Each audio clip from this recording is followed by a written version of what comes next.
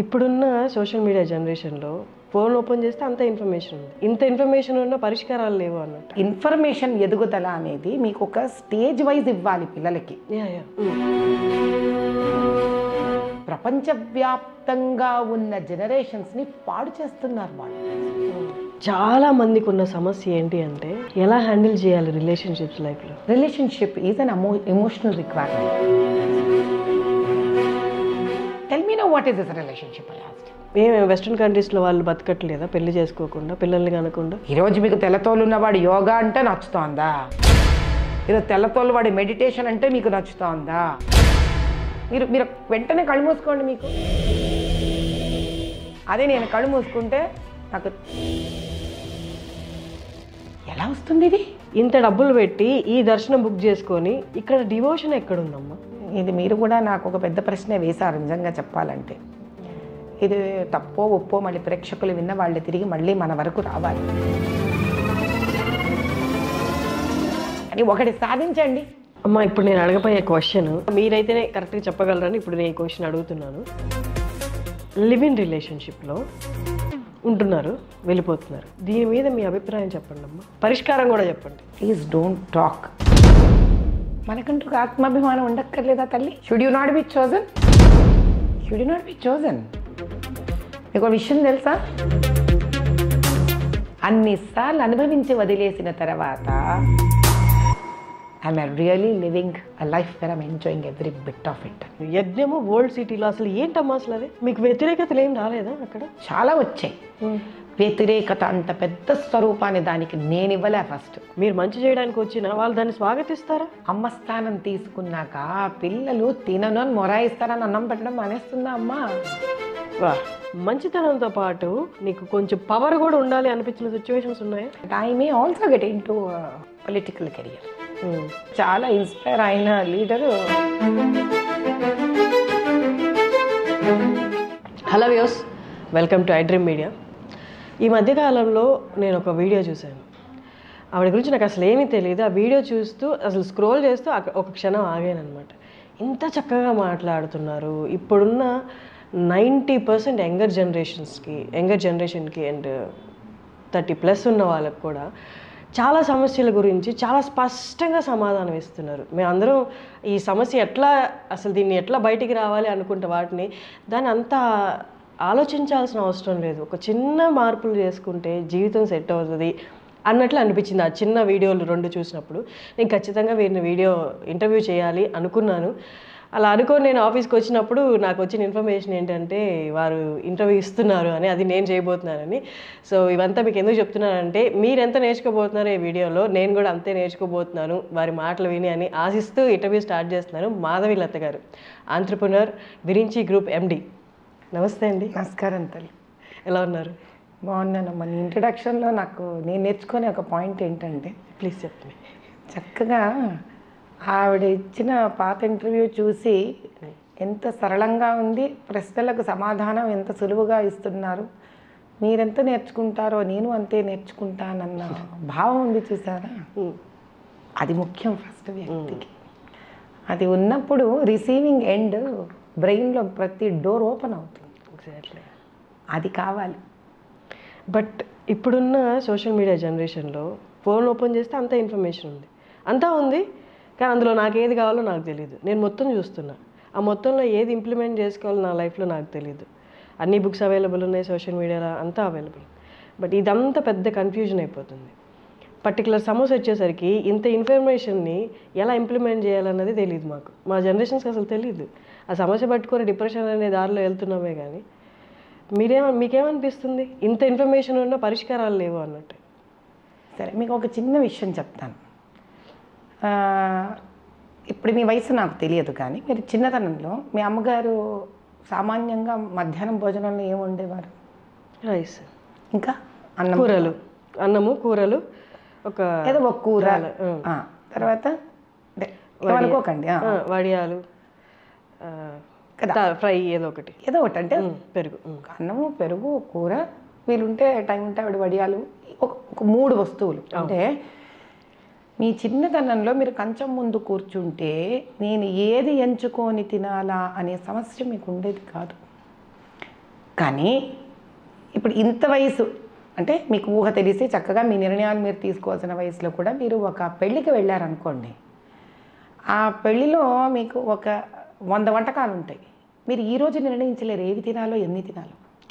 అంటే ఆలోచించండి, సంవత్సరానికో 6 నెలలకో మనను పిలిచే ఒక పెళ్లిలో 100 వంటలో ఏ వంట నాలికి రుచి తెలిసిన తర్వాత కూడా యోగ్యత వచ్చి నిర్ణయం తీసుకోగలిగిన వయసులోనే తినలేకపోతే మరి చిన్నతనం నుంచే పిల్లలకు అంత అన్లిమిటెడ్, అన్వాంటెడ్, అన్డిజైర్డ్ ఇన్ఫర్మేషన్ వాళ్ళ చుట్టూరా తిరుగుతున్నప్పుడు వాళ్లకు ఇన్ఫర్మేషన్ చాలా ఉంది అని పెరుగుతారా? ఏది నిర్ణయించుకోలేని confusion state of brain develop అవుతుందా? ఏదవుతుంది? రెండిట్లో రెండూ అవుతున్నాయి. అంటే నేను అనేది ఏంటంటే ఒక చిన్న వయసులో నుంచే ఒక ఇన్ఫర్మేషన్ ఎదుగుదల అనేది మీకు ఒక స్టేజ్ వైజ్ ఇవ్వాలి పిల్లలకి. ఇప్పుడు అమ్మగారు మీకు 4 వంటలు ముందు పెట్టారు. సో రుచి, ఉప్పు, కారం, పులుపు, చప్పదనం, ఇవి బేసిక్ మీకు ఫ్లేవర్స్ వచ్చేసాయి ఇంట్లో. ఓకే. కాబట్టి ఇలా రోజు జరుగుతూ ఉంటే కూడా 6 నెలలకు ఒకసారో సంవత్సరానికి ఒకసారో 100 వంటలు కనిపిస్తే కూడా మనం కన్ఫ్యూజ్ అయిపోతాం. నేనేనా, మీరేనా, ఎవరైనా, ఏది తిందాం, ఏది తిందాం, ఏది తిందాం, ఏది తిందాం, ఇది తిందాం, అది తిందామని. కరెక్ట్. అలాంటప్పుడు రోజు 100 వంటలు మీ ముందు పెట్టారనుకోండి, పెట్టేవాళ్ళు అసలు మీ కడుపు ఏ రోజు నిండదు. కన్ఫ్యూషన్, రోజు ఏది తీసుకోవాలో తెలియదు, ఏ రుచి పూర్తిగా తెలియదు. రోజు పండగే ఉన్నట్టుంటుంది, ఒక్కరోజు పండగ ఉండదు మీకు లైఫ్లో. ఎగ్జాక్ట్లీ, కరెక్ట్గా చెప్పారు. అది అంటే ఎదుగుతున్న పిల్లల సమస్య పాపం ఈరోజు ఏంటి అంటే, అందుకే నాకు వాళ్ళ మీద ఎప్పుడు కంప్లైంట్స్ ఉండవు, నాకు ఎప్పుడూ కోపం రాదు. ఎవరి వల్ల ఒక another set of world which wants to make money, వాళ్ళ స్వార్థం కోసము, వాళ్ళు డబ్బు చేసుకోవడం కోసము, వాళ్ళ స్వలాభాల కోసము వాళ్ళు ప్రపంచవ్యాప్తంగా ఉన్న జనరేషన్స్ని పాడు చేస్తున్నారు వాళ్ళు. అంటే ఒక చిన్న వయసు నుంచి పిల్లలకి ఓవర్ ఫీడింగ్ ఆఫ్ ఇన్ఫర్మేషన్. పోనీ మీరు ఒకటే మార్గంలో ఒక చక్కటి ఇన్ఫర్మేషన్ ఇస్తున్నామనుకోండి, కనీసం ఒక క్లారిటీ ఉంది వాటికి, వస్తుంది ఒక పాయింట్లో.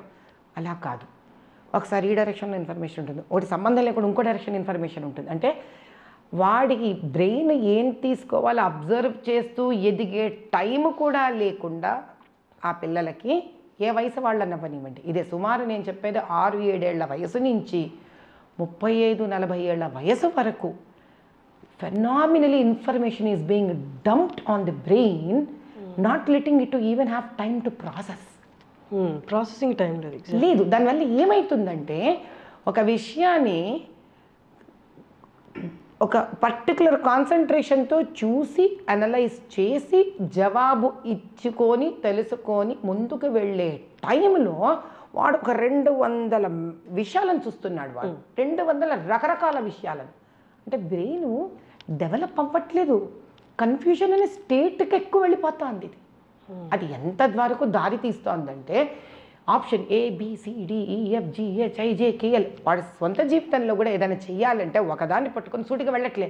నేను ఆప్షన్ B ఏంటిది కాకపోతే, ఆప్షన్ C ఏంటిది కాకపోతే, అంటే ఆల్రెడీ A అవ్వదు, నీకు B కావాలి, C కావాలి, D కావాలి.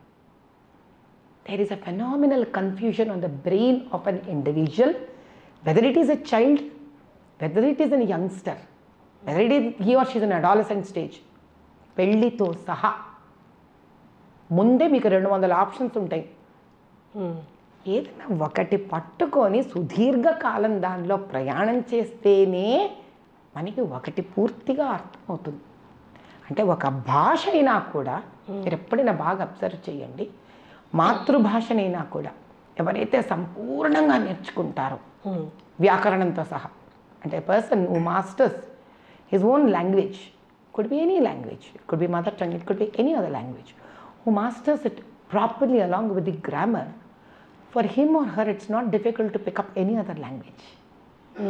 కానీ ఏ ఒకటి కూడా మనం సంపూర్ణంగా నేర్చుకోలేదనుకో తల్లి, ఏది నేర్చుకోవడం ఎలాగో తెలియదు, కాన్ఫిడెంట్గా ప్రజెంట్ చేయడం ఎలాగో తెలియదు. ఇక్కడ మల్టీ టాస్కర్ని నేను, నాకు ఎట్ ఏ టైం 4-5 టాలెంట్లు ఉన్నాయని ఫస్ట్ నుంచే అనిపించుకోవాలని మీరు అన్నట్టు ఒకటి పూర్తిగా నేర్చుకుంటే మిగతావి ఆల్రెడీ వచ్చేస్తాయి అన్నది మర్చిపోయి మీ ఈ generation at the first step నుండే నేను మల్టీ టాస్క్ అని అనిపించుకోవాలన్న ఆతృత ఎక్కువ ఉంది. అంటే వాళ్ళ గురించి ఆశించే వాళ్ళు కూడా అలా ఆశిస్తున్నారు కదమ్మా.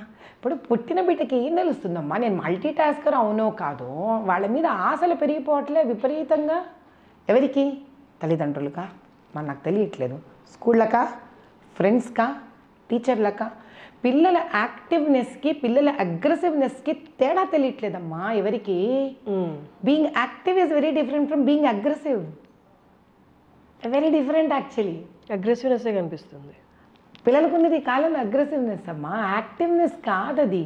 యాక్టివ్ చైల్డ్ అంటే ఎవరు? యాక్టివ్గా వినేవాడు, యాక్టివ్గా గ్రాస్ప్ చేసేవాడు. Active is an alert state. నేను నిద్రపోతూనో మబ్బుగానో ఉండకుండా మనం చెప్పేదాన్ని తీక్షణంగా పట్టుకొని అలర్ట్గా ఉండి నేర్చుకొని గ్రాస్ప్ చేసుకొని రీప్రొడ్యూస్ చేయగలగడం is an active state. Aggressive state ఏంటి? ఇది చెయ్యకపోవడం, ఆవేశంగా ఉండడము, చెప్పేది వినకపోవడము, కాన్సన్ట్రేట్ చేయకపోవడము, గబుక్కని చేసేయడము, అల్లరిగా ఉండడము, అలానే ఏదైనా వెంటనే పట్టేసుకోవడము, వెంటనే మర్చిపోవడము. తల్లిదండ్రులకి ఈ కాలంలో పిల్లలు హైపర్ యాక్టివ్గా ఉండడం అనే పదం ఏదైతే ఉందో అది హైపర్ యాక్టివ్ అంటే it is nothing but it is an aggressive state of mind and body. They need to be calm down. అది అర్థం కావట్లా. అబ్బా చాలా యాక్టివ్ అమ్మా, చాలా యాక్టివ్ అమ్మ. చాలా యాక్టివ్ అనేది ఉండదు. That is a kind of a hyper state of mind. ముందు దాన్ని కామ్ చేయాలి మనం. దానికి ఏం చేస్తారు వీళ్ళు? దే థింక్ దట్ ఇంత యాక్టివ్ ఉంటాడే, అలా అజ్జదు, ఇది నేర్చుకో, అది నేర్చుకో, క్లాస్లో ఫస్ట్ రావాలి అంటే వాడు ఆల్రెడీ ఆ స్టేట్, ఆ గర్ల్ కానీ బాయ్ కానీ ఒక హైపర్ స్టేట్ ఆఫ్ మైండ్ ఉంది వాళ్ళకి. దాని మీద మీరు ఇంకా లోడ్ వేస్తున్నారు, దాని ముందు కామ్ చేయకుండా. ఎక్స్పెక్టేషన్స్ మనకి డే 1 నుంచి ఎక్స్పెక్టేషన్స్. మనం అందరం నేర్చుకోవాల్సిన ప్రప్రథమంగా ఏం తెలుసా? Life is not about expectation, life is about process. ఆ ప్రాసెస్ ఎంజాయ్ చేయడమే తెలియట్లేదు. అసలు తెలియదు, అసలు ఎలా ఎంజాయ్ చేయాలో తెలియదు. దీనికి ఏం కావాలి ఫస్ట్ అని అంటే, మనం ఏం చేసామని మనం ఎదుటి మంది నుంచి ఆశిస్తున్నాం. సపోజ్ నేను ఒక బార్బర్ షాప్లో పనిచేస్తున్నానమ్మా. నా కొడుక్కి నేను చదువు రాలేదు నాకు చిన్నప్పటి నుంచి. అది నేను ఎప్పుడు రియలైజ్ అవుతాను? నాకు 35 ఏళ్ళు వచ్చాక. నేను చిన్నప్పుడు రియలైజ్ అంటే నేను చదివేసేవాడినిగా. నేను రియలైజ్ అవ్వలేదు కదా. ఎందుకు రియలైజ్ అవ్వలే? నా చుట్టూరా వాతావరణం రియలైజ్ అయ్యే స్టేట్ లేదు. మా అమ్మ నాన్న చదువుకోలేదు, నాకు చదువుకోవడం మీద పెద్ద ఇంట్రెస్ట్ లేదు. నా కొడుకు నాకన్నా ఎందుకు పెద్దగా తేడాగా ఉంటాడు? నా కూతురు. సరే, అప్పుడు నేను ఏం చేయాలి? వాళ్ళ ఇంట్రెస్ట్ పెంచాలి. నేను కొడితే నువ్వు అన్నం తింటావా? నీకు రుచికరమైన అన్నం పడితే అన్నం తింటావా? లేదు. నీకు తినే శక్తి ఎంత ఉందో ఆ శక్తి పరంగా నీకు పెట్టుకుంటూ వెళితే నువ్వు అన్నం తింటావా? చదువు అనేది కూడా అంతే తల్లి. ఇప్పుడు ఏమవుతుంది? ఇంగ్లీష్ మీడియం స్కూల్లో వేసేసినంత మాత్రాన, పెద్ద స్కూళ్ళల్లో వేసి డబ్బులు ఫీజులు కట్టినంత మాత్రాన ఎందుకు వస్తుందమ్మా చదువు? అంటే మీరు ఏం చేస్తున్నారు? బాధ్యతను దులుపుకుంటున్నారు. దులుపుకునే ప్రాసెస్లో ఆ భారం మీరు మోస్తున్నారు. భారం అనే భారం వాళ్ళకు చూపిస్తున్నారు. They are already in to state of stress. State of స్ట్రెస్లో వాళ్ళు ఏం చేస్తారు? మా జనరేషన్లో మాకు స్టేట్ ఆఫ్ స్ట్రెస్ ఉన్నప్పుడు మాకు వేరే పద్ధతులు లేవు. మాకు మీడియా లేదు కదా. సో మా అవుట్లెట్స్ ఎలా ఉండేవి? ఎంతసేపు ఉన్న ఒక దూరదర్శన్లో బ్లాక్ అండ్ వైట్ సినిమా, దాని నిండా చక్కటి ధర్మబద్ధమైన నీతులు ఉండేవి మాకు. సినిమాలు, బ్లాక్ అండ్ వైట్ సినిమాలు వచ్చినప్పుడు తల్లిదండ్రుల మాట ఎలా వినాలి, టీచర్ల మాట ఎలా వినాలి, అర్జునుడు ఎలా ద్రోణాచార్యుడి మాట వినేవాడు, గురుభక్తి అంటే ఏంటి, వీటి వల్ల ఏమయ్యేదంటే ఎక్కడో మేము పేరెంట్స్ చెప్పే మాట కరెక్టేనేమో, టీచర్లు చెప్పే మాట కరెక్టేనేమో, ఎక్కడున్న కథలు వినిపించేవి, డిస్ట్రాక్ట్ చేయడానికి కానీ దారి మరలించడానికి కానీ మాకు వేరే విధి విధానాలు ఉండేవి కాదు చిన్నతనంలో. కరెక్టే మాధవి గారు. ఇప్పుడు మనం అండూ చేయలేం. ఇన్ని ఇయర్స్లో వచ్చిన దాన్ని ఏది మనం అండూ చేయలేం. రైట్ నౌ అప్పట్లో ఉన్న పరిస్థితులు కొంచెం లిమిటెడ్గా ఉన్నాయి కాబట్టి మనం అలా పెరిగామని చెప్తున్నారు. కానీ ఇప్పట్లో అండూ చేయలేం కాబట్టి ఇప్పుడు ఇమ్మీడియట్గా ఈ స్టెప్ తీసుకుంటే ఇక్కడి నుంచి మార్పు స్టార్ట్ అవుతుంది అని చెప్పడానికి ఏదైనా స్టెప్ ఉందా? అద్భుతంగా ఉంది. ఫస్ట్ సొసైటీయే మనకి విపరీతంగా ఎక్స్పెక్టేషన్స్ మన మీద పెట్టుకుంది. అంటే ఇంకా సరళమైన భాషలో చెప్తాను. నాకొక 8 ఏళ్ళ 6 ఏళ్ళ పిల్లలు ఉన్నారు, అమ్మాయి అబ్బాయి. వాళ్ళు స్కూళ్ళకి వెళ్తున్నారు. నాకన్నా ముందు టీచర్ వీళ్ళు ప్రొడ్యూస్ చేయాలి గుడ్ డిసిప్లినరీ వర్క్ అని టీచర్ ఎక్స్పెక్ట్ చేస్తూ ఉందా లేదా? నా చుట్టుపక్కల నా ఫ్రెండ్స్ ఉంటారు. నా ఫ్రెండ్స్ అందరూ నా పిల్లల ఫ్రెండ్స్ ఏమనుకుంటారు అని, ఏ ర్యాంక్ వచ్చింది నీకు, ఏ ర్యాంక్ వచ్చింది నీకు, ఏ ర్యాంక్ వచ్చింది నీకు, నాకు ట్యూషన్స్ ఉన్నాయి, నాకు ఇది ఉన్నాయి అది ఉన్నాయి అని పీర్ ప్రెషర్ పూర్వకం కన్నా ఇప్పుడు పెరిగిపోయింది. Third, relatives. ఇంతమంది చుట్టాలు పెద్ద పట్టించుకునేవాళ్ళు కాదు పిల్లలు చదువుతున్నారా లేదా అని. ఇప్పుడు మనం ఒక పార్టీకి కానీ ఒక ఫంక్షన్కి కానీ వెళ్ళాలంటే ఇంట్లో మనం మెంటలీ ప్రిపేర్ అయ్యి వెళ్ళాలి. మన పిల్లల గురించి ఖచ్చితంగా క్వశ్చన్ వస్తుంది, మనం దాన్ని ఆన్సర్ చేయాలి అని. ఆ ప్రెషర్ మళ్ళీ మన పిల్లల మీద ఖచ్చితంగా పడుతుంది. నేను బేసిక్గా అనడం ఏంటి అంటే, the child is any case undergoing a phenomenal unknown competition from the ecosystem. Parents calm down అయిపోవాలంటాను నేను. వద్దు competition, should not stress more a child. దీని అర్థం ఏంటి, చదివించద్దా అనను. దేవుడి దేవల్ల మా 2 పిల్లలే IITians. చదువుకోకూడదని నేను చెప్పట్లేదు. ఇక్కడ ఏదైనా ఒక రాయిని మొయ్యడానికి ఎత్తుకుంటూనే బండరాళ్ళు మోసేయలేరు ఎవ్వరు కూడా. You should start. మన జిమ్మేనా అంతే కదమ్మా, ముందు 1/2 kg డంబుల్తో స్టార్ట్ చేస్తాం. You may go to even 16 kg dumbbell, ఎన్నో కొడతాం మనం. కానీ డే 1 ఎత్తేసి కొట్టేసేయలేంగా. ఇది ఎవరికి అర్థం కావాలి? మన శరీరం మనకు అర్థం అవుతుంది, మన పిల్లలు ఎవరికి అర్థం కావాలి? మాకే కదా అర్థం కావాలి. ఫస్ట్ ఇది కావాలి. This kind of an understanding is very very very important for parents. ఇప్పుడు అదేమంటారు, కంచె చేను వేస్తే నువ్వు కంచె వేసావు, ఆ కంచె వచ్చే చేనుని వేసేస్తుంది. మరి ఎవరికి చెప్పాలి? చేను తల్లిదండ్రులు కంచె లాంటి వాళ్ళు. అలా ఏం చేస్తారు, no we're not interested to put our children in to schools, there is lot of stress, IITలు, ఆ ఇంజనీరింగ్లు, ఆ మెడిసిన్స్ వద్దబ్బా అంటారు. మరి చదివే వయసులో పిల్లలు చదవని కూడా చదవకపోతే మరి ఏం చెయ్యాలి? బేసిక్గా what is very important is we have to be very closely attached to the child to help them to outburst their emotions. ఇది వరకు ఇమోషన్స్ చాలా పెద్ద వయసు వస్తే కానీ ఉండేవి కాదు. సరళంగా అలా సున్నితంగా ఉంటే ఎప్పుడో పెద్ద కోపమో ఏడుపులో. అలా కాదు, పిల్లలకి అసలు ఎంత ఇప్పుడు ఆత్మాభిమానం ఉంది తెలుసా తల్లి. ఒక 4-5 ఏళ్ల పిల్లవాడిని నువ్వు ఇది వరకు జోకులు వేసేసేవాళ్ళు, ఇంట్లో మేనమామలు వాళ్ళు వీళ్ళు దులుపుకొని పోయేవాళ్ళం అందరం. ఇప్పుడు అలా కాదు. మీరు 4 year oldని ఒక జోకేసి చూడండి, వాడు కళ్ళు స్టేర్ చేస్తాడు. అంటే వాడికి ఎంత సెల్ఫ్ రెస్పెక్ట్. అది రెస్పెక్ట్ ఇవ్వాలి మనం, రెచ్చగొట్టకూడదు దాన్ని. కంపారిజన్స్ మానేసేయాలి. ఇదివరకు ఇళ్లలో పిల్లలందరూ ఒక్కలాగే పెరిగిపోయేవాళ్ళు, ఇప్పుడు అలా లేదు. ఫస్ట్ చైల్డ్ ఒకలాగా పెరుగుతున్నారు, సెకండ్ చైల్డ్ చాలా గారాబంగా పెరుగుతున్నారు. వీళ్ళిద్దరి మధ్యలో డిఫరెన్సెస్ పెరిగిపోతున్నాయి. మనకు తెలియకుండానే మనమే ఒక వర్ల్పూల్ క్రియేట్ చేసేస్తున్నాం. దీనికి ఏం చేస్తాం మనం? మొబైల్ ఫోన్స్ దీనికి తోడు ఒక పిశాచం అంట కడతాం వాళ్ళకి. ఎందుకని? At some point of time, ఇది నేను చాలాసార్లు రిపీట్ చేశాను, we hour cells want our own space. మనకు స్పేస్ కావడానికి కోసం ఏం చేస్తాం? వాళ్ళు ఇంకో స్పేస్కి పంపిస్తున్నాం. It is conscious effort of a parent అమ్మా. ఎవరిని బ్లేమ్ చెయ్యను నేను, తప్పదు. అందుకే మీరు మెంటలీ ఫిజికలీ ఓపిక ఉన్నప్పుడే పేరెంట్ అవ్వండి. ఏం తొందర లేదు. మీరు పెళ్ళి తొందరగా కావాలంటే చేసుకోండి, చిలక గోరింకలుగా జమ్మని లైఫ్ బతికేసేయండి. కానీ తల్లి అవ్వాలంటే, ఎస్పెషలీ మదర్ మా, which is very very very important. ఇవ్వగలిగిందంతా ఆవిడే, లాక్కోగలిగిందంతా ఆవిడే. పిల్లల వయసు వదిలేద్దాం. ఇప్పుడు మేజర్గా చాలామందికి ఉన్న సమస్య ఏంటి అంటే, ఎలా హ్యాండిల్ చేయాలి రిలేషన్షిప్స్ లైఫ్లో.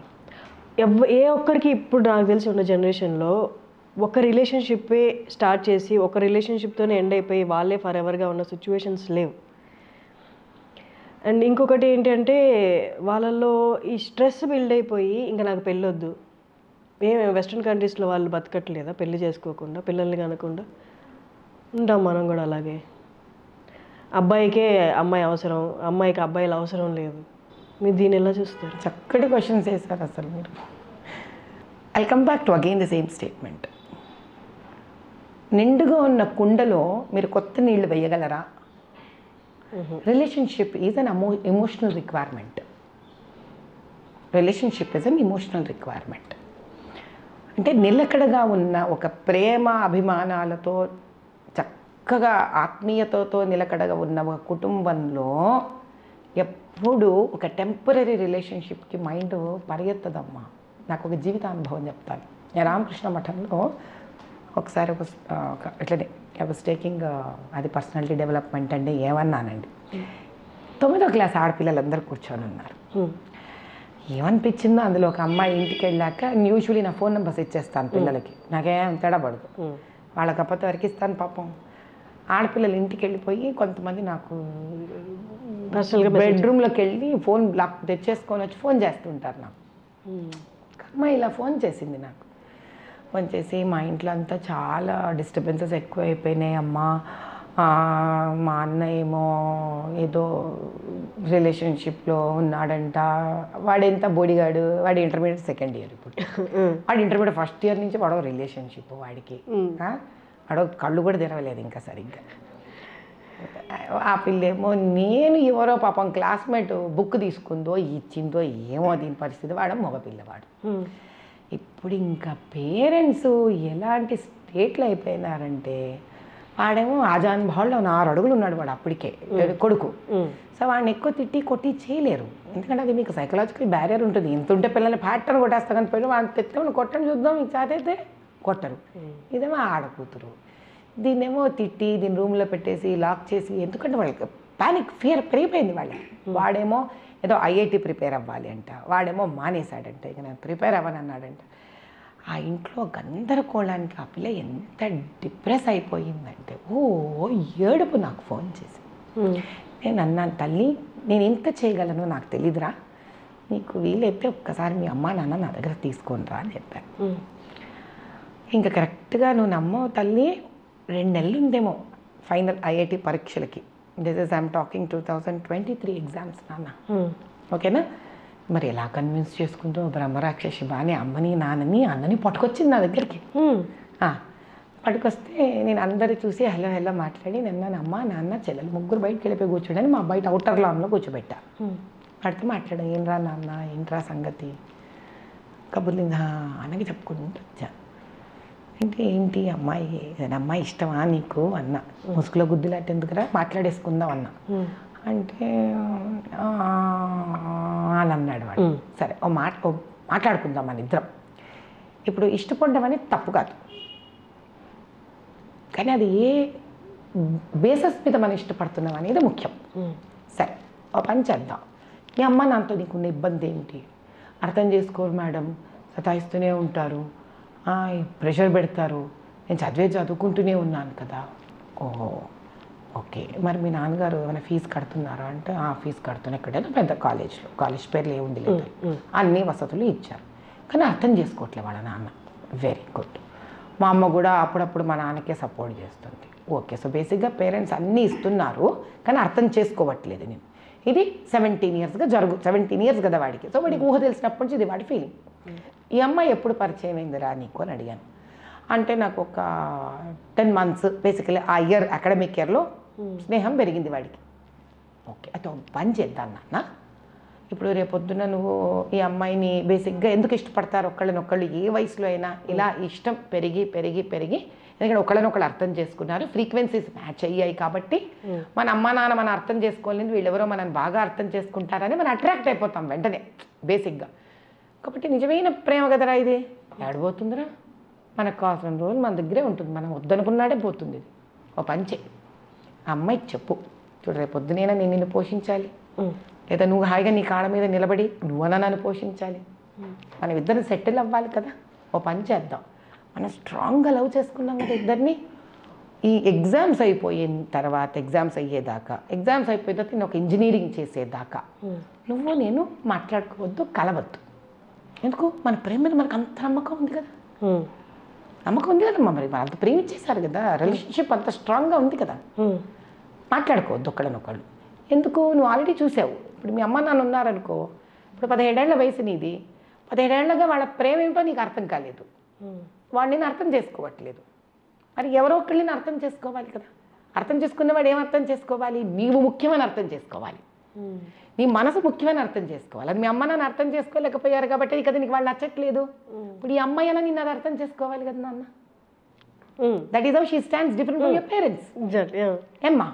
సో ఆ అమ్మాయికి చెప్పు, నేను నిలబడాలి కెరియర్లో, నాది ఎంత తన్ని కొడితే ఎంత వయసు నాది ఇప్పుడు, నేను డిస్ట్రాక్ట్ అవుతున్నాను, మన ప్రేమ చాలా గట్టిది కదా, మనం ఒక 5 ఏళ్ళు మాట్లాడుకోవద్దు ఒకళ్ళతో ఒకళ్ళు. మాట్లాడుకోకుండా నేను బాగా సెటిల్ అయిపోతాను, సెటిల్ అయిపోయిన తర్వాత అప్పుడు మళ్ళీ మనం నిజమైన ప్రేమ అయితే మనం కలుసుకుందాము, మనం ఎంగేజ్ చేసుకుందాం, ముందుకెళ్ళిపోదాం. ఇప్పుడు 1 నిమిషానికి అర్థం కాలేదు వాడికి. మాట్లాడకుండా ఎందుకు ఉండాలి? నిజమైన ప్రేమ కదరా అది. నువ్వు మాట్లాడినా ఉంటుందా రిలేషన్షిప్, మాట్లాడకపోయినా ఉంటుంది. ఎందుకు? అది ఎదుగుదల కోరుకోవాలి. రిలేషన్షిప్ ఏం కోరుకోవాలి? ప్రేమ ఏం కోరుకోవాలి? ఎదుగుదల కోరుకోవాలి. కానీ ఇక్కడ ఏం కోరుకుంటోంది? అది టైంపాస్ కోరుకుంటోంది. ఈ పిల్లకి వాడు టైంపాస్, వాడికి ఈ పిల్ల టైంపాస్. ఈ రిలేషన్షిప్లో ఏమైంది? వాడు ఐఐటి బాగా చదువుకోవాలి కదా, కానీ వాడు ఐఐటి పరీక్ష కూడా రాయనంటున్నాడు కదా. మరి ఇదేం రిలేషన్షిప్? ప్రేమ ధైర్యాన్ని కదా పెంచాలి, ప్రేమ మంచి కదా కోరుకోవాలి, ప్రేమ ఎదుగుదల కదా కోరుకోవాలి. మనం ఎందుకు ఐఐటి ఎగ్జామ్కి మొహం తిప్పేశావు? అమ్మా నాన్న నచ్చకపోవడం కష్టం కాదు, ఇక్కడ ఆ కష్టాన్ని కూడా తీర్చేదే కదా ప్రేమ అంటే. సో నువ్వు అక్కడ హ్యాపీనెస్ని పొందాలి కదా, అక్కడ నువ్వు రీజువినేట్ అవ్వాలి కదా. ఎందుకు డిప్రెషన్లో కడుతున్నావు అంటే దాని అర్థం ఏంటి? That relationship is not giving you happiness, it's not rejuvenating you. It is as good as your parents relationship today that you have understood. కనీసం వాళ్ళు చాకరీ చేసి డబ్బులు పోస్తున్నారు నీ మీద. నువ్వు ఐఐటి అని అయితే ఏం వెలగబడతావు వాళ్ళకి? వాళ్ళకు ఫాల్స్ ప్రెస్టీజ్ ఉండొచ్చు, నా కొడుకు ఐఐటి. కానీ ఐఐటి నీకు ఒకవేళ వస్తే వాళ్ళకే అన్నం పెట్టావు కదా. 5 ఏళ్ళు మళ్ళీ వాళ్ళు ఖర్చు పెట్టాలా నీకు 4 ఏళ్ళు ఇంజనీరింగ్కి? అంటే వాళ్ళు ఏం కోరుకుంటారు? మొరటుగా కోరుకున్నారు నీ కోసం, సున్నితంగా కోరుకోలేకపోయారు, గుడ్డిగా కోరుకోలేకపోయారు. నువ్వు ఏదైతే గుడ్డి అనుకుంటున్నావో ఆ రిలేషన్షిప్ నిన్ను రీజువినేట్ చేయలేదు, ఐఐటి వైపు నిన్ను తీసుకెళ్ళలేదు, మోటివేట్ చేయలేకపోతుంది. Tell me no what is this relationship I asked. నాకు తెలీదు, నువ్వు నాకు ఎక్స్ప్లెయిన్ చేయన్నాను. గర్ల్ ఫ్రెండ్ ఉండడం లేదా బాయ్ ఫ్రెండ్ ఉండడం అనేది పొసెషన్లో అయిపోయింది. ఇప్పుడు క్లాస్లో అందరికన్నా అందమైన అమ్మాయి ఉందా, ఆ అమ్మాయి నేను రిలేషన్లో ఉన్నాను అంటే మిగతా అందరూ నేను ఓడిచ్చేసినట్టే. This is my profession, already నేను గెయిన్ అయిపోయాను. ఇప్పుడు దీన్ని కాపాడుకోవడానికి నువ్వు 24 గంటలు కాల్స్ చేయాలి, అమ్మాయి ఎటుపోతుందో గమనించాలి. అమ్మాయి మీద నమ్మకం లేదు, ఎందుకంటే అంతమంది వెనకబడుతున్నారు, నాకే పడింది అంటే ప్రస్తుతానికి అసలు ప్రాక్టికలీ వీడి మీద నమ్మకం లేదు. నాకెందుకు పడింది అంటే నేను ప్రతి క్షణం అమ్మాయిని కాపాడుకోవాలి, ఎటు పోనీయకుండా చూసుకోవాలి.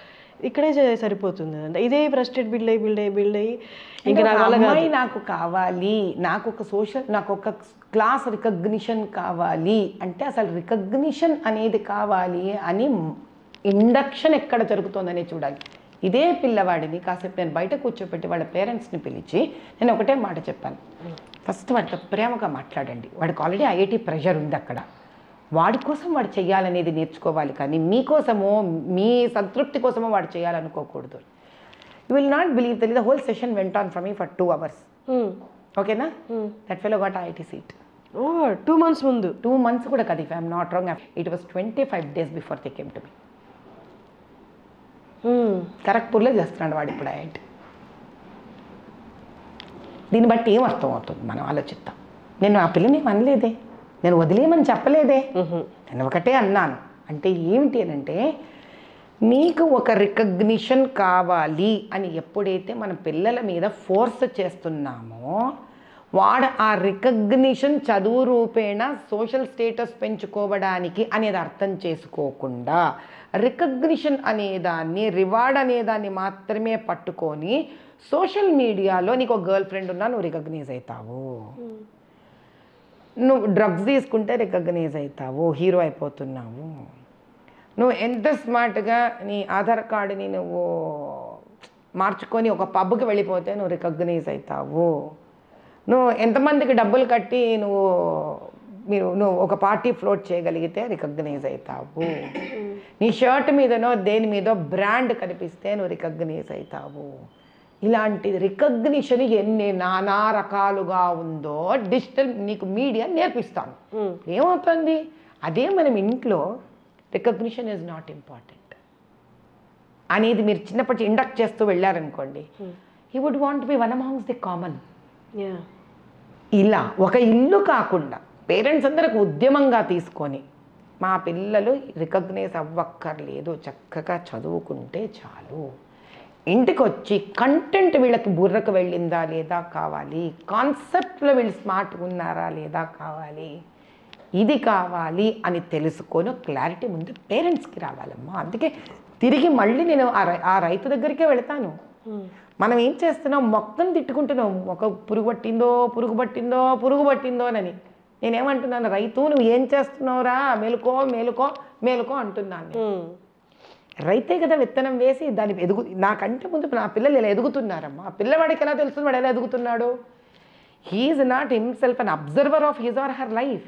As a parent I'm an observer of his life or her life. His అంటే జనరల్ యూసేజ్ ఫర్ జెండర్ అంతే.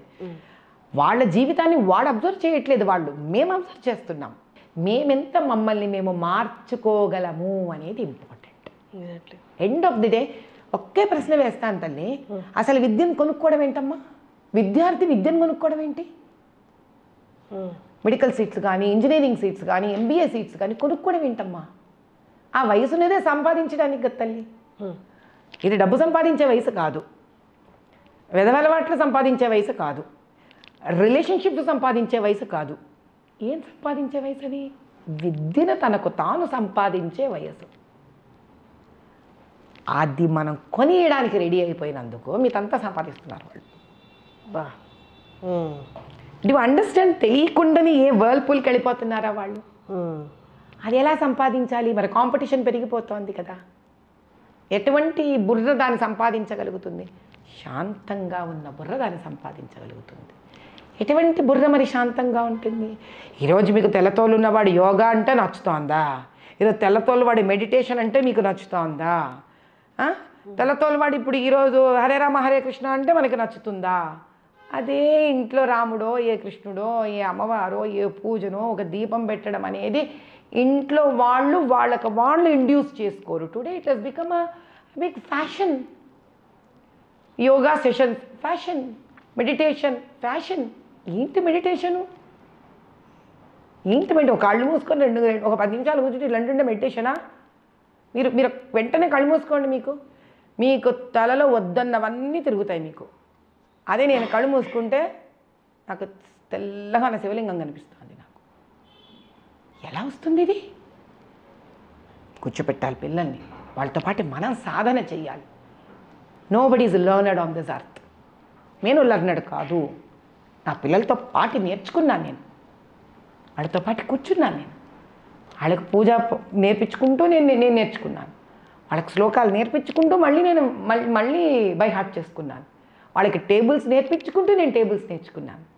వాళ్ళకి రామాయణ భారత కథలు చెప్పుకుంటూ నేను కథలు నేర్చుకున్నాను. ప్రశ్నించడానికి స్వేచ్ఛగా వదిలాను. ఇది ఆ good time between parent and child. ఏది చెప్పండి మీరు? అది ఏ రోజైతే సనాతన ధర్మం ప్రకారం తిట్టుకుంటారు పిల్లలు, సనాతన ధర్మం అంటే పెద్ద పెద్ద పనులు చెప్పనమ్మా ఎవరికి. తల్లి, తండ్రి, పిల్లలు, నాన్నమ్మ, తాతయ్యలు, అమ్మమ్మలు, తాతలు కూర్చొని చక్కగా ఒక స్టోరీ టెల్లింగ్ టైం సనాతన ధర్మం. అంటే అంత సింపుల్ అది. బట్ ఇప్పుడు మంచి చెప్పేవాళ్ళు ఏ మతం అన్నది చూసి వాళ్ళు మంచి తీసుకోవాలా వద్దా అన్న స్టేజ్కి వెళ్ళిపోయింది. ఈ అంత భయంకరమైన స్టేజ్లో ఉంది. ఇప్పుడు మీరు మాట్లాడుతున్నా నాకు తెలిసి తీసుకునే వాళ్ళు చక్కగా తీసుకుంటారు. ఫస్ట్ ఆవిడ కట్టుబొట్టు, ఆవిడ ఆ మతం కదా, నేను ఈ మతానికి సంబంధించిన నేను ఈ మంచి తీసుకోను, నా బుక్స్ వేరే కానీ ఏ మతం చెప్తున్నదైనా ఒకటే కదా. అంటే దీనికి ఒక ప్రత్యేకత ఉంది తల్లి. అన్ని మతాలు ఒకటి చెప్పట్లేదు. ఓ వాళ్ళు నేను ఖురాన్ చూశాను, ఓ వాళ్ళు బైబిల్ చూశాను. స్త్రీని ఉన్నతోన్నతమైన స్థానంలో కూర్చోబెట్టింది కేవలం హైందవత్వం ఒకటి. ఒక చిన్న విషయం చెప్తాను. మీరు రాధాకృష్ణుల బొమ్మ చూశారు, ఎక్కడైనా మీరు రాధకి ముసుగు చూసారా? లేదు. పార్వతీ పరమేశ్వర్ల బొమ్మ చూశారు, ఎక్కడైనా పార్వతీదేవికి ముసుగు చూసారా మీరు? అసలు మనకి గూంగట్ ఎక్కడుందమ్మా? ఘోష ఎక్కడుంది మనకి?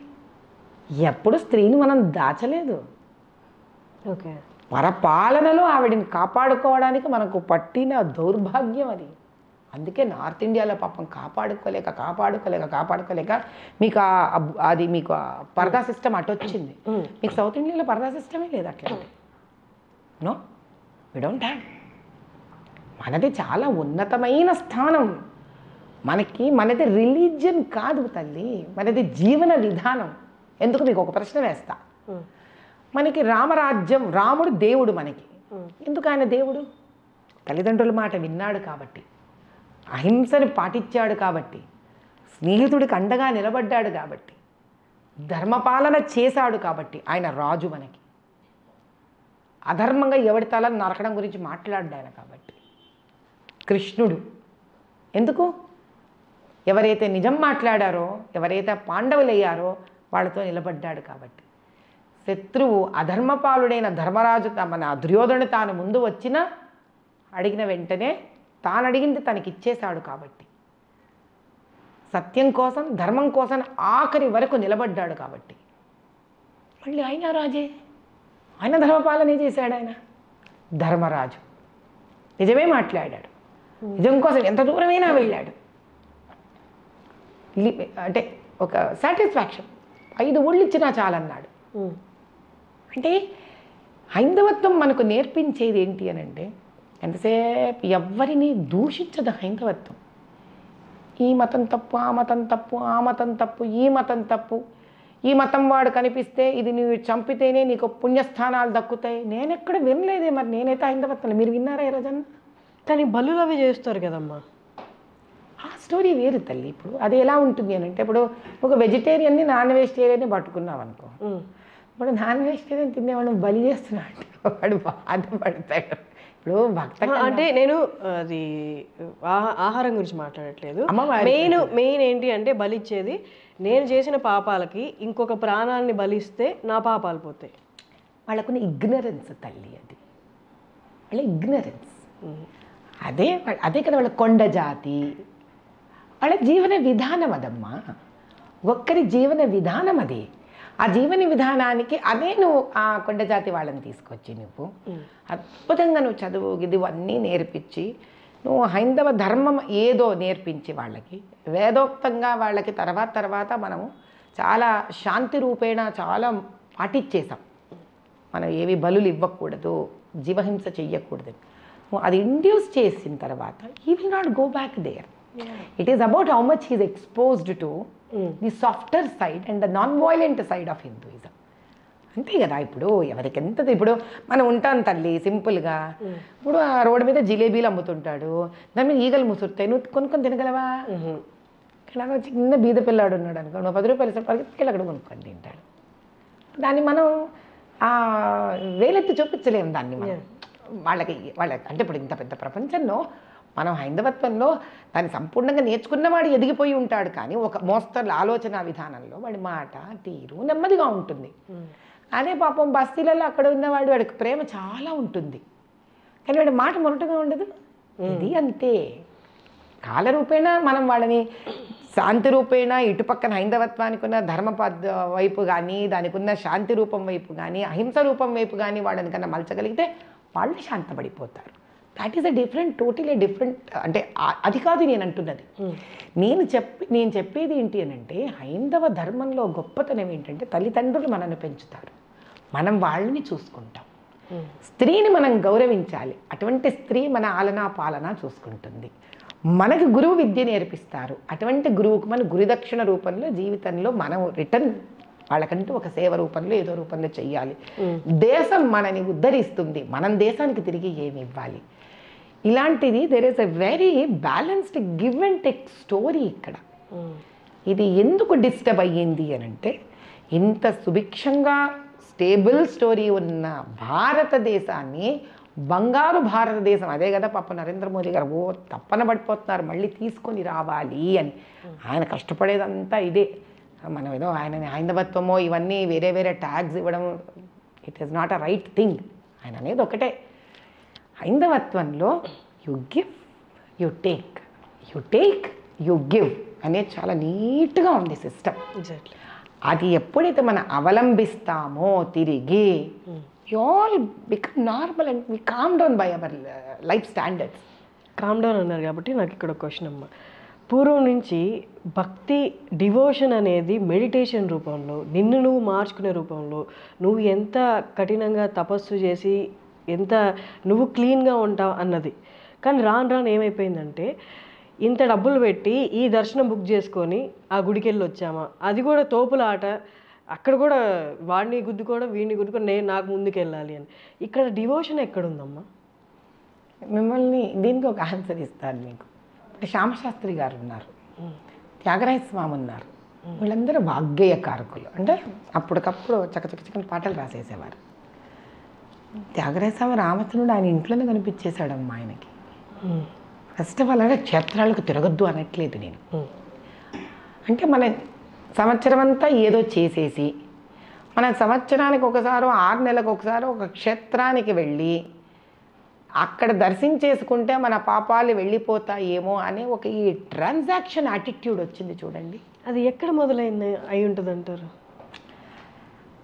ఎక్కడ మొదలయ్యి ఉంటుంది, ఇది మీరు కూడా నాకు ఒక పెద్ద ప్రశ్నే వేశారు నిజంగా చెప్పాలంటే. నా ఉద్దేశం ఏమిటి అని అంటే, ఇది తప్పో ఒప్పో మళ్ళీ ప్రేక్షకులు విన్న వాళ్ళు తిరిగి మళ్ళీ మన వరకు రావాలి. మనిషికి కాలం అనేది వాళ్ళ దగ్గర తగ్గిపోయేసరికి, కాలం తగ్గిపోవడం అంటే ఏంటి, ఇప్పుడు మన కోరికలు పెరిగాయి, మన అవసరాలు పెరిగిపోయాయి. గౌతమ్ బుద్ధ గారు అన్నట్టు Dzire is the root cause of pain అని. ఇప్పుడు ఇదివరకు ఏముండేదమ్మా, శుభ్రంగా నిదానంగా 6 ఏళ్ల వరకు పిల్లల్ని స్కూల్లో వేసేవాళ్ళు కాదు, కూర్చొని ఇంట్లో పెద్ద బాల శిక్షణ నేర్పించేవాడు. ఇంట్లో పొద్దున్నే లేచి పూజా పునస్కారం చేసుకొని నిదానంగా దీపం పెట్టుకొని కాస్త వంట చేసుకొని అలా భర్త తిని ఆయన పాటికి ఆయన వెళ్ళిపోతే కాస్త పిల్లలకు పెట్టుకొని the day and the schedule use to be a very relaxed schedule. అటు భర్తకు కానీ భార్యకు కానీ వీళ్ళు కూడా వెళ్ళేవాళ్ళు, సహాయ సహకారాలు అందించేవాళ్ళు వాళ్ళ ఆక్యుపేషనల్ లైఫ్స్లో. ఇప్పుడు ఏమవుతుంది, మీకు రాత్రి వంట ఫ్రిడ్జ్లో పెట్టుకొని పొద్దున తినే పరిస్థితి ఉందా లేదా చెప్పండి? 100% ఉంది. దేవుడికి టైం ఎక్కడుంది తల్లి? ఇప్పుడు మరి దేవుడిని కూడా మీరు పైలప్ చేస్తున్నారా లేదా? చేసి ఏం చేస్తున్నారు, బాబు నేను ఒక్కసారి సెలవు పెట్టుకుంటాను, తిరుపతికి వస్తున్నాను, ఏం చేస్తావో చేయ, మొత్తం క్లియర్ ఆఫర్ ఇస్తున్నాను. మనం దేవుడికి ఆఫర్ త్రో చేస్తున్నాం. అదే నేను అంటున్నాను, expectations from life. What do you have to expect from life? You have to expect from life knowledge. You have to expect from life a satisfaction. You have to expect from life to grow wiser. డబ్బు, ఎంత డబ్బు ఉన్నవాడికి కూడా మళ్ళీ డబ్బు కావాలమ్మా. So అది ఏం పెద్ద డబ్బులు ఉన్నవాడు తృప్తిగా ఉన్నాడని అనుకోకండి, లేదు. కానీ ఎవరికి తృప్తి ఉంటుందంటే, నేనుగా ఏమి సాధించాను, ఎటువంటిది, నశ్వరము కానిది, నాశనము కానిది, నాకు నేనుగా ఏం సాధించాను. ఒక కొత్త విద్యనా, ఒక సంగీతమా, ఓ భక్త, ఒక కాన్సెప్ట్గా సబ్జెక్ట్లో ఒక నెక్స్ట్ లెవెలా, నేను ఒక బెస్ట్ ఫోటోగ్రాఫర్నా, నేను అథ్లీట్నా, నా అంతకు నేను ఏది నాకు చేతనేనంత వరకు వెళ్ళి చూశాను అని ఒకటి సాధించండి. ఆ డబ్బు మీకు తృణప్రాయంగా కనిపిస్తుంది ఆ తర్వాత. A person should have a reason and cause for his birth కదమ్మా. నిన్న ఐటీ ఉద్యోగానికి మనం ఏదో ఇంజనీరింగ్ చేసేసి ఒక ఐటీ ఉద్యోగం తెచ్చుకొని ఒక డబ్బా ముందు పొద్దుటి నుంచి రాత్రి దాకా ఒకటే పని చెయ్యడానిక ఇంత మానవ జన్మ. ఉద్యోగాలు చేయొద్దనట్లేదు, అండర్స్టాండ్. ఇప్పుడు ఉద్యోగానికి వస్తారు పిల్లలు, చూస్తుంటాం మేము కూడా. 6 నెలలు అవ్వగానే, సంవత్సరం అవ్వగానే ఇంకో జాబ్కి వెళ్ళిపోతుంటారు. అక్కడి నుంచి ఒక 6 నెలలు, సంవత్సరం ఇంకో జాబ్కి వెళ్ళిపోతారు. దానికి శాలరీ పే ఒక 20,000 డిఫరెన్స్ ఉంటుందనే, పోనీ 30,000 డిఫరెన్స్ ఉంటుందని నన్ను అడగచ్చు. మీ కడుపు నిండింది, మీరు ఏమనొచ్చు అన్న ఎవరైనా వచ్చి అడగచ్చు. దానికి నా పర్సనల్గా రమ్మనండి, నేను వనాలని వాళ్ళకి సమాధానం చెప్తాను. నా జీవితం ఎంత సింపుల్గా ఉంటుందో. నేను అంతే లో మిడిల్ క్లాస్ ఫ్యామిలీ నుంచే వచ్చాను. నేను ఈ రోజుకి నా జీవన విధానం అలాగే ఉంటుంది. నేను చెప్పులు వేసుకోకుండా కనీసం అంటే ఒక 50 కిలోమీటర్లు 100 కిలోమీటర్లు నడిచేస్తాను నేను. రమ్మనండి, పోనీ వాళ్ళందరూ ఏమన్నా రమ్మనండి, ఐటీ ఉద్యోగాలు ఇంత చేస్తారు కదా, కొంచెం వాళ్ళకి నేను ఫ్యాన్ వేసుకోకుండా, ఏసీ వేసుకోకుండా కూర్చోగలను, ఎండలోపై పని చేయగలను, పార పని చేయగలను, మట్టి పని చేయగలను, ఎటువంటి వర్కర్స్తో కూడా కూర్చొని నేను హాయిగా పని చేస్తాను, కూర్చొని తింటాను. What is important in life is for what you have taken this birth, have you try to do some justification to it. అది నేర్పించాలి తల్లిదండ్రులు పిల్లలకి. They should let them choose an option while keeping one as an goal. అంటే మనకి మనసులో ఉంది మా అమ్మాయి ఒక మంచి డాక్టర్ అవ్వాలని. డాక్టర్ అవ్వాలంటే డాక్టర్ అవ్వడానికి అయ్యే ఇన్స్పిరేషన్ చిన్నప్పటి నుంచి ఇవ్వాలి వాళ్ళకి. అంటే ఏంటి, సపోజ్ నేను ఒక ఎక్స్ పర్సన్, నా ఎక్స్ పర్సన్ అనే ఒక పేరెంటో తాతగారో దూర బంధువో చుట్టమో ఫ్రెండో ఎవరో ఒక అనారోగ్యంతో పోయారనుకుందాం, నన్ను డిస్టర్బ్ చేసింది అది. మా పిల్లలు ఉన్నారు, మా అమ్మాయిని అబ్బాయిని డాక్టర్ చేయాలనుకుంటున్నాను. నేను కదా ఇన్స్పైర్ అయ్యాను, మంచిదే. నా ఇన్స్పిరేషన్ వాళ్ళకి పాస్ చేయగలగాలి, అప్పుడు కదా వాడు ఇన్స్పైర్ అయ్యి చేస్తారు. అది డాక్టర్ అవ్వాలి, డాక్టర్ అవ్వాలి, డాక్టర్ అవ్వాలి, డాక్టర్ అవ్వాలంటే ఒక పాయింట్ అయితే వాళ్ళకి అర్థం కాదు వాళ్ళు ఎందుకు డాక్టర్ అవ్వాలి, వాళ్ళు డిటాచ్ అయిపోతారు దానికి. అందుకే చాలామంది వాళ్ళు చేసిన ఇంజనీరింగ్లు వదిలేసి ఇంకేదో చేస్తూ ఉంటారు ఇంజనీర్లు అయిపోయాక. డాక్టర్లు యూజువల్లీ ఇన్స్పైర్ అయ్యి చేస్తారు. అది కాకుండా చేసిన వాళ్ళు చాలా రొటీన్ లైఫ్స్కి వెళ్ళిపోతారు కమర్షియల్గా. But in fact doctors life is meant to get in to research every day in to medical industry. Basic point ఏంటి అంటే ఇక్కడ పిల్లలకి ఏదైనా ఇన్స్పైర్ అయ్యి ప్రశాంతంగా చెయ్యడం అనేది నేర్పించాలి, వాళ్ళకి పాత చూపించగలగాలి. ఎలా తెలుస్తుంది అది? వాళ్ళకు ఒక దానాలు, ఒక బర్త్డేకి పిల్లల్ని తీసుకెళ్ళి go to cancer hospital, go to Niloufer hospital. ఎలా ఉంటారు పాపం పిల్లలు, అది నిజం కాదా, అది బాధ కాదా? మరి మన ఇంట్లో పనిచేస్తారు ఎంతమంది ఆడవాళ్ళు మగవాళ్ళు, వాళ్ళ పిల్లలు ఉంటారు. మా పిల్లలు అలా ఇంటరాక్ట్ అయ్యేవాళ్ళు పుట్టినరోజు నాడు మీకు అన్ని రోజులలో. మదర్ తెరీసా హోమ్కి తీసుకెళ్ళేదాన్ని చిన్నప్పుడంతా. అది మా రూల్ ఇంట్లో. వాళ్ళు పోయి వాళ్ళ చేతులతో ముసలి వాళ్ళకి కానీ బీద వాళ్ళకి కానీ వాళ్ళ చేతులతో పంచాలి వాళ్ళకి. They should know the reality of this world. మనం మెడికల్ గురించి మాట్లాడుతున్నాం కాబట్టి, మీరు విరించి గ్రూప్ ఎండి కాబట్టి నాకు ఈ క్వశ్చన్ ఇప్పుడు బాగా వినిపిస్తున్న క్వశ్చన్ ఏంటి అంటే, అసలు అలోపతి అనేది ఇప్పుడు మనం డైలీ తీసుకున్న మెడిసిన్ కూడా దీర్ఘకాలికంగా అలా ప్రొలాంగ్డ్గా తీసుకుంటూ వెళ్తే అవి కొత్త సమస్యలనే తీసుకొస్తాయి. కానీ మన పూర్వం ఏదైతే ఉందో, ఏదైతే అప్రోచ్ ఉందో టువర్డ్స్ మెడిసిన్, మన ఆయుర్వేదం ఏదైతే ఉందో అదే కరెక్ట్. ఇది దీర్ఘంగా వెళ్తే ఒక పార్ట్ని సాల్వ్ చేయబోయి, ఒక సమస్యని సాల్వ్ చేయబోయి డిసీజ్ని ఇంకొన్ని తెచ్చుకుంటున్నాం అన్నది. మీకు తెలుసో తెలీదో, మన ఇండ్లల్లో పసుపు వేయడం, ఇంగువ వేయడం, సొంటి వాడడం చాలా కామన్. సొంటి అంటే తెలుసా తల్లి, ఎండిపోయిన అల్లం. దాని తర్వాత పిల్లలు కానీ పెద్దలు కానీ దాన్ని ఫ్యాషన్గా ఫీల్ అవ్వలేదు. కానీ ఈరోజు మీకు పసుపు తెల్లవాడు పేటెంట్ చేసుకున్నాడు. Yes, turmeric has been patented. మీకు సొంటి పేటెంట్ అయిపోయింది. అంటే మీరే మిల్లి మీరకు బియోలాగా, వాడు మియోలాగా, అంటే మన దేశాల్లోకి వచ్చి. కానీ ఇప్పుడు మనం ఏం చేస్తాము, కర్క్యూమిన్ అని మన టర్మరిక్ క్యాప్సూల్స్ వాడుతున్నాం. యూనో, ఇప్పుడు టర్మరిక్ క్యాప్సూల్స్ వస్తాయి, మీకు ఒక రోజులో ఇన్ని గ్రాము పసుపు మీ శరీరంలోకి వెళితే it's a very good antiseptic. మనం పొద్దున్న లేస్తే వంటల్లో వేసేదే అది కదా. అందుకే ఇదివరకు ఏం చేసేవాళ్ళు, కాస్త దగ్గొచ్చినా ఇబ్బంది వచ్చినా కాస్త వేడివేడి పాలల్లో ఇంత పసుపు వేసి చిటికడి మిరియాలు నూరి ఇచ్చేవాళ్ళు. మీరు ఇప్పుడు అదే పాలు ఎవరికైనా ఇవ్వండి పిల్లలకి, వాళ్ళకి ఫ్యాషన్ కాదు. కానీ ఇదే మీరు క్యాప్సూల్ ఫామ్లో మీరు ఒక డాక్టర్తో రాయించివ్వండి, వాళ్ళు తీసేసుకుంటారు. ఎందుకని? పెద్దవాళ్ళతో సహా చేస్తారు ఈ పని. అంటే పెద్దవాళ్ళు అంటే కొంచెం అబౌవ్ 45-50 ఇయర్స్ వాళ్ళు కాదు, ఈ కొంచెం మిడిల్ ఏజ్ వాళ్ళు గ్రూప్ వాళ్ళందరూ. ఈవెన్ 40-45 కూడా మిడిల్ ఏజే వచ్చాయి, 50 కూడా మిడిల్ ఏజ్. అందరూ యంగే, అందరూ యంగ్ ఉండేయడానికి రానా రకాలు వచ్చేసింది. కాబట్టి ఏంటి అని అంటే పొరిగింటి పుల్లకూర రుచి. వాళ్ళ ఉద్దేశంలో ఏమిట్రా అనంటే, తెల్లవాడు ఏదో సైన్స్ని చాలా దూరం వెలగబెట్టేశాడు, మనం ఏదో చాలా దాన్ని మన ఆయుర్వేదం కానీ ఏదైనా మనకి పెద్ద ప్రూఫ్ ఆఫ్ లెబారెటరీ రికార్డు లేదు అని ఒక భావన. దీనికి గవర్నమెంట్ కూడా కొంత వర్క్ చేయాలి. ఎందుకంటే ఇప్పుడు మార్పు అనేది ఆలోచనలో వచ్చినప్పుడు మనం దాంతో పాటు మనము కొంత మారాలి తల్లి. We have to. సో ఆయుర్వేదం now should undergo laboratory experiments. ఇప్పుడు మన వేదాలలో ఆయుర్వేదం దట్స్ ఐ హెల్త్ వేదం. ఆయుర్వేదాన్ని ఒక కాలంలో జర్మన్స్ తీసుకెళ్ళిపోయి మన దగ్గర నుంచి వాళ్ళు దాన్ని డీకోడ్ చేసుకొని తద్వారా వాళ్ళు చాలా నేర్చుకున్నారు మెడికల్ పరంగా కూడా. కానీ మన దగ్గర ఈ స్టాటిస్టిక్స్ లేదు ఎక్కడ. We don't have this record anywhere. వాళ్ళు పుస్తకాలు వాళ్ళే రాశారు. హోమియోపతి కూడా జర్మన్సే రాశారు. మన దగ్గర ఉన్న ఇన్ఫర్మేషన్ చాలా it has been understood by them. కానీ మన దగ్గర అంత ఓపిక లేదు. ఇదే ఆయుర్వేదం వేద రూపంలో ఉన్నది. మనం కూర్చొని ఆ వేద సంస్కృతాన్ని నేర్చుకొని వేదిక సంస్కృతిని నేర్చుకొని వర్డ్ టు వర్డ్ డీకోడ్ చేసి మన దగ్గర మన ముందు నుంచి ఎలా వచ్చామో వచ్చాం వేదం నేర్చుకుంటూ.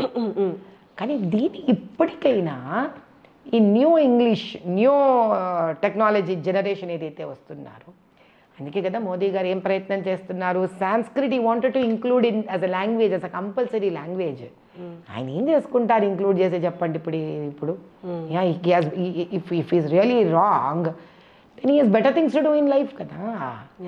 కానీ అది కాదు. ఇక్కడ మన సనాతన ధర్మము వేదాలు ఏవైతే ఉన్నాయో మనం దాన్ని ఫస్ట్ అండర్ ఎస్టిమేట్ చేయకుండా ఈ సో కాల్డ్ ఐఐటిఎన్స్ కానీ ఎయిమ్స్లో చదువుతున్న డాక్టర్స్ కానీ లేకపోతే మీకు R&D రీసెర్చ్లను బయోటెక్నాలజీ వాళ్ళు కానీ ఎక్కడో వాళ్ళు వేదాలను కూడా లిఫ్ట్ చేసి they should start decoding it exactly and understand it within English and allopathy perspective. Exactly see where is the void, gaps ఎక్కడున్నాయో తెలుసుకోవాలి. ఇది కనుక మొదలవ్వగలిగితే మనం చాలా సమస్యలకు చాలా పిల్లలకి కొత్త జనరేషన్కి అర్థమయ్యే భాషలో we can start talking to them. అమ్మ, ఇప్పుడు నేను అడగబోయే క్వశ్చన్ చాలా సెన్సిటివ్ క్వశ్చన్. ఇంతకు ముందు నుంచి నాకు ఇది మైండ్లో ఉంది, కానీ రైట్ గెస్ట్ని అడగాలని అండ్ ఆన్సర్ కూడా దీన్ని చాలా సున్నితంగా మీరైతేనే కరెక్ట్గా చెప్పగలరని ఇప్పుడు నేను ఈ క్వశ్చన్ అడుగుతున్నాను. లివ్ ఇన్ రిలేషన్షిప్లో ఉంటున్నారు, వెళ్ళిపోతున్నారు, కానీ ఉండి బయటకు వచ్చిన తర్వాత ఆ ముద్రలు ఉంటారా అంటే వాళ్ళు ఫ్రెండ్స్గా ఉండరు, శారీరకంగా ఎక్కువగా ఒకటవుతారు. అలా 1-2 రిలేషన్షిప్స్ లివ్ ఇన్ రిలేషన్షిప్స్ తర్వాత అంటే మొత్తాన్ని ఎనర్జీలా తీసుకుంటే ఒకరు ఎనర్జీలు ట్రాన్స్ఫర్ చేసుకొని ఆ పర్సను ఇన్ని 2-3 రిలేషన్షిప్ తర్వాత శారీరక ఇంకా కూడా ఇన్వాల్వ్ అయిన తర్వాత వాళ్ళు కైండ్ ఆఫ్ ఎలా అయిపోతున్నారంటే ఒకటి చాలా మొరటుగా అయిపోయి విపరీతమైన ధోరణిలోకి వెళ్ళిపోతున్నారు, ఇంకొకటి ఏంటి అంటే డిప్రెషన్ మోడ్లోకి వెళ్ళిపోతున్నారు. ప్రేమ దాకా ఓకే, ఇప్పుడు జనరేషన్ ఎవరు ప్రేమతో ఆగట్లేదు, లివిన్లోకి వెళ్తున్నారు. లివిన్ అంటే నేను చెప్పినట్టు. దీని మీద మీ అభిప్రాయం చెప్పండి అమ్మా, పరిష్కారం కూడా చెప్పండి. మీకు ఫస్ట్ విషయం చెప్పిన లివింగ్ రిలేషన్షిప్లో ఉండి విడిపోయిన వాళ్ళందరికీ వాళ్ళని కనుక మనం రికార్డ్ చెయ్యట్లేదు, please open up your self personally అంటే వాళ్ళు ఎవరు రిలేషన్షిప్లో ఉండి విడిపోయి రిలేషన్షిప్కి వచ్చి విడిపోయిన వాడు ఎవరు దాని గురించి గొప్పగా మాట్లాడు. This is a truth I'm telling you. Check it out wherever you want to check it out. కానీ మనకి ఆత్మాభిమానం డాంబికం అనేది ఒకటి ఉంటుంది కదా తల్లి, దీన్ని వీళ్ళు చాలా ఇంట్రెస్టింగ్గా ఉన్నట్టు పోస్ట్ చేస్తారు. వాళ్ళకి అర్థం కానిది ఏంటంటే వాళ్ళ మీద ఒక మచ్చ పడకూడదు, మేము చాలా modern, our thinking is very great అన్న వాళ్ళ స్వార్థంలో ఎంతోమంది యంగ్స్టర్స్ తెలియకుండా వలలో ఉచ్చులో ఇరుక్కుపోతున్నారు. This is my personal request that I would want to convey to all those youngsters who have failed in living relationships. Please don't talk anything that is not fair here. మనిషి ఒక తప్పు చేయడం తప్పు కన్నా ఆ తప్పుని ఒక అబద్ధమైన రంగు దానికి పూసి మార్కెట్లో వదలకూడదు తల్లి. ఇప్పుడు డ్రగ్స్ తీసుకునేవాడు ఏముంటుందిరా డ్రగ్స్ సూపర్ రా, అసలు డ్రగ్స్ తీసుకునేవాడి జీవితం వేస్ట్ రా అంటే వాడు రీహాబ్కి దగ్గరుండి ఉంటాడు వాడి లైఫ్. వాడు ఆ మాట అన్నాడు అనుకో అమ్మ, ఎంతమంది టెంప్టేట్ చేస్తుంది తల్లి ఆ మాట. But we all know that fellow is very close to rehab and we know that drug is not a great thing to be done. Now second thing, ఇది ఆడనా మొగనా అని సంబంధించింది కాదు. ఎందుకంటే ఇప్పుడు అందరట స్త్రీ పురుషులు ఇద్దరు సరిసమానం అంటారు, వాళ్ళ భాషలోనే మాట్లాడతాను నేను. మనకంటూ ఒక ఆత్మాభిమానం ఉండక్కర్లేదా తల్లి? Should you not be chosen? Should you not be chosen అంటే మీకు విషయం తెలుసా, రాధ అంటే కృష్ణుడి భార్య. చాలామందికి తెలియదు, గోకులం అనే ఒక లోకం ఉంటుంది. ఆవిడ కోసం బ్రహ్మ తపస్సు చేశాడు, విష్ణువు తపస్సు చేశాడు, కృష్ణుడు తపస్సు చేశాడు కొన్ని లక్షల కోట్ల సార్లు. అప్పుడు కృష్ణుడు గెలిచి సంపాదించుకున్నాడు ఆవిడ్ని. అంటే అంత తపస్సుకి దొరికింది రాధ. అంటే స్త్రీ అలా గొప్పతనం అమ్మా అది. వాడికి పడితే వాడికి అలా మనం అవైలబుల్గా ఉండగలమా? ఉండొచ్చా? లవ్ అన్నా, ఫిజికల్ రిలేషన్షిప్ అన్నా, it is not just a mere requirement of body, it is beyond that. అందుకే మన దగ్గర మ్యారేజ్ అనే ఇన్స్టిట్యూషన్ ఎందుకు పెట్టాం మనం? మనకి వేరే ఏతర ప్రాణులకు వ్యత్యాసం ఉంది కాబట్టి, ఆ ప్రేమానురాగాల నుంచి, ఆ బంధం నుంచి ఏర్పడే వాళ్ళే పిల్లలు కాబట్టి. ఇది శరీరానికి సంబంధించిన ఒక రిక్వైర్మెంట్ కాదు కన్నా, ఇది మనసును హత్తుకునే ఒక పవిత్ర బంధం. అది ఎప్పుడైతే అటు 2-3 బంధాలు మారిపోతాయో ఇంకా మీరు బంధం ఎక్కడ అనుభవించినట్టు? ఒక బంధం అనుభవించడానికి ఖాళీ ఏం మిగిలింది అక్కడ? ఇవన్నీ జరిగేసరికి ఒక 29-30 ఏళ్ళు, 32 ఏళ్ళు అనుకుందాం. ఆ తర్వాత ఎంత లేదన్న ఒక 35 ఏళ్ళు బతకాల మనం అందరం.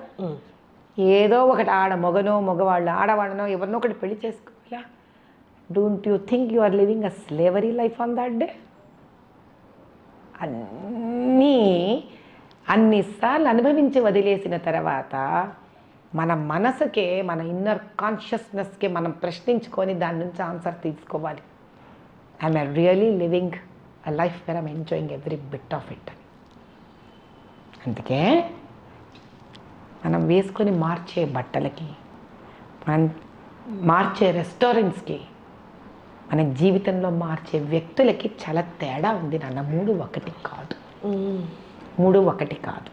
Because it is directly related to a very sensitive thing called your emotions. ఒక పాయింట్ తర్వాత ఆ ఇమోషన్సే మనలో పోయాక ఇంకా మనిషి అనేవాడు ఎవరు?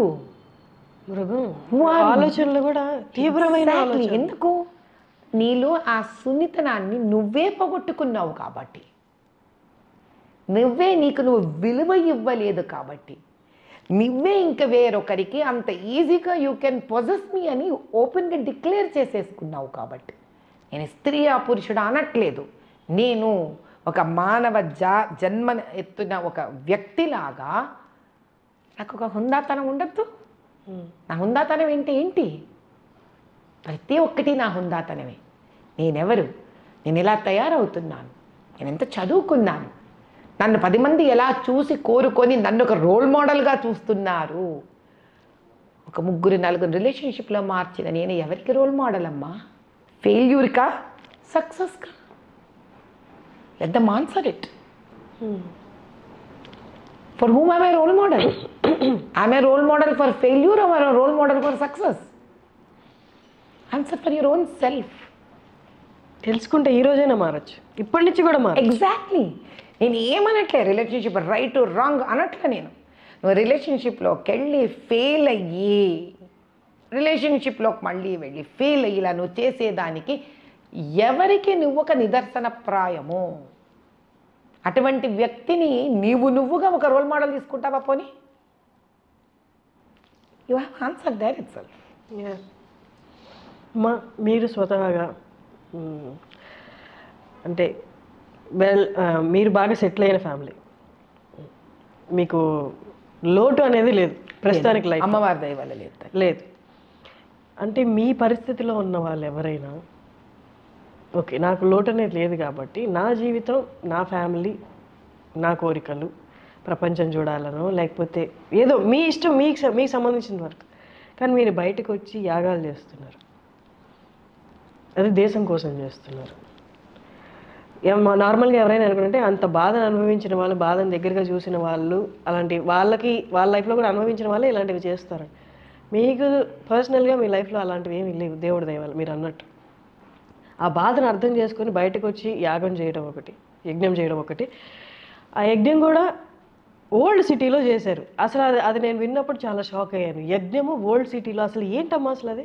అంటే ఇక్కడ ఒక విచిత్రం ఏంటంటే తల్లి, వివాహం తర్వాత నేను ఇంత ఆర్థికంగా ఉన్నతమైన స్థానంలో ఉన్నాను, కానీ వివాహానికి ముందర మాది చాలా lower middle class Brahmin family అమ్మ మాది. నేను మా నాన్నగారు వారాలు చేసుకొని పెద్దవాళ్ళు అయ్యారు. మా నాన్నగారు వారాలు చేసుకోవడం అంటే తెలుసా నీకు?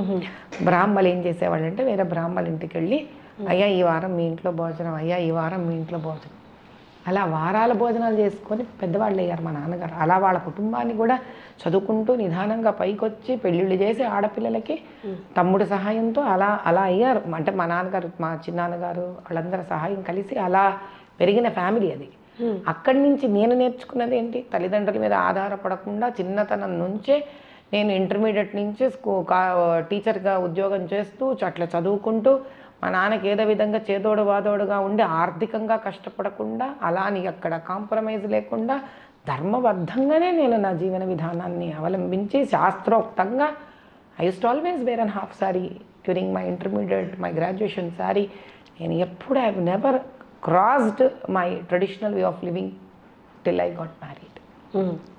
కాబట్టి కష్టాన్ని నేను చాలా దగ్గరగా చూశానమ్మా.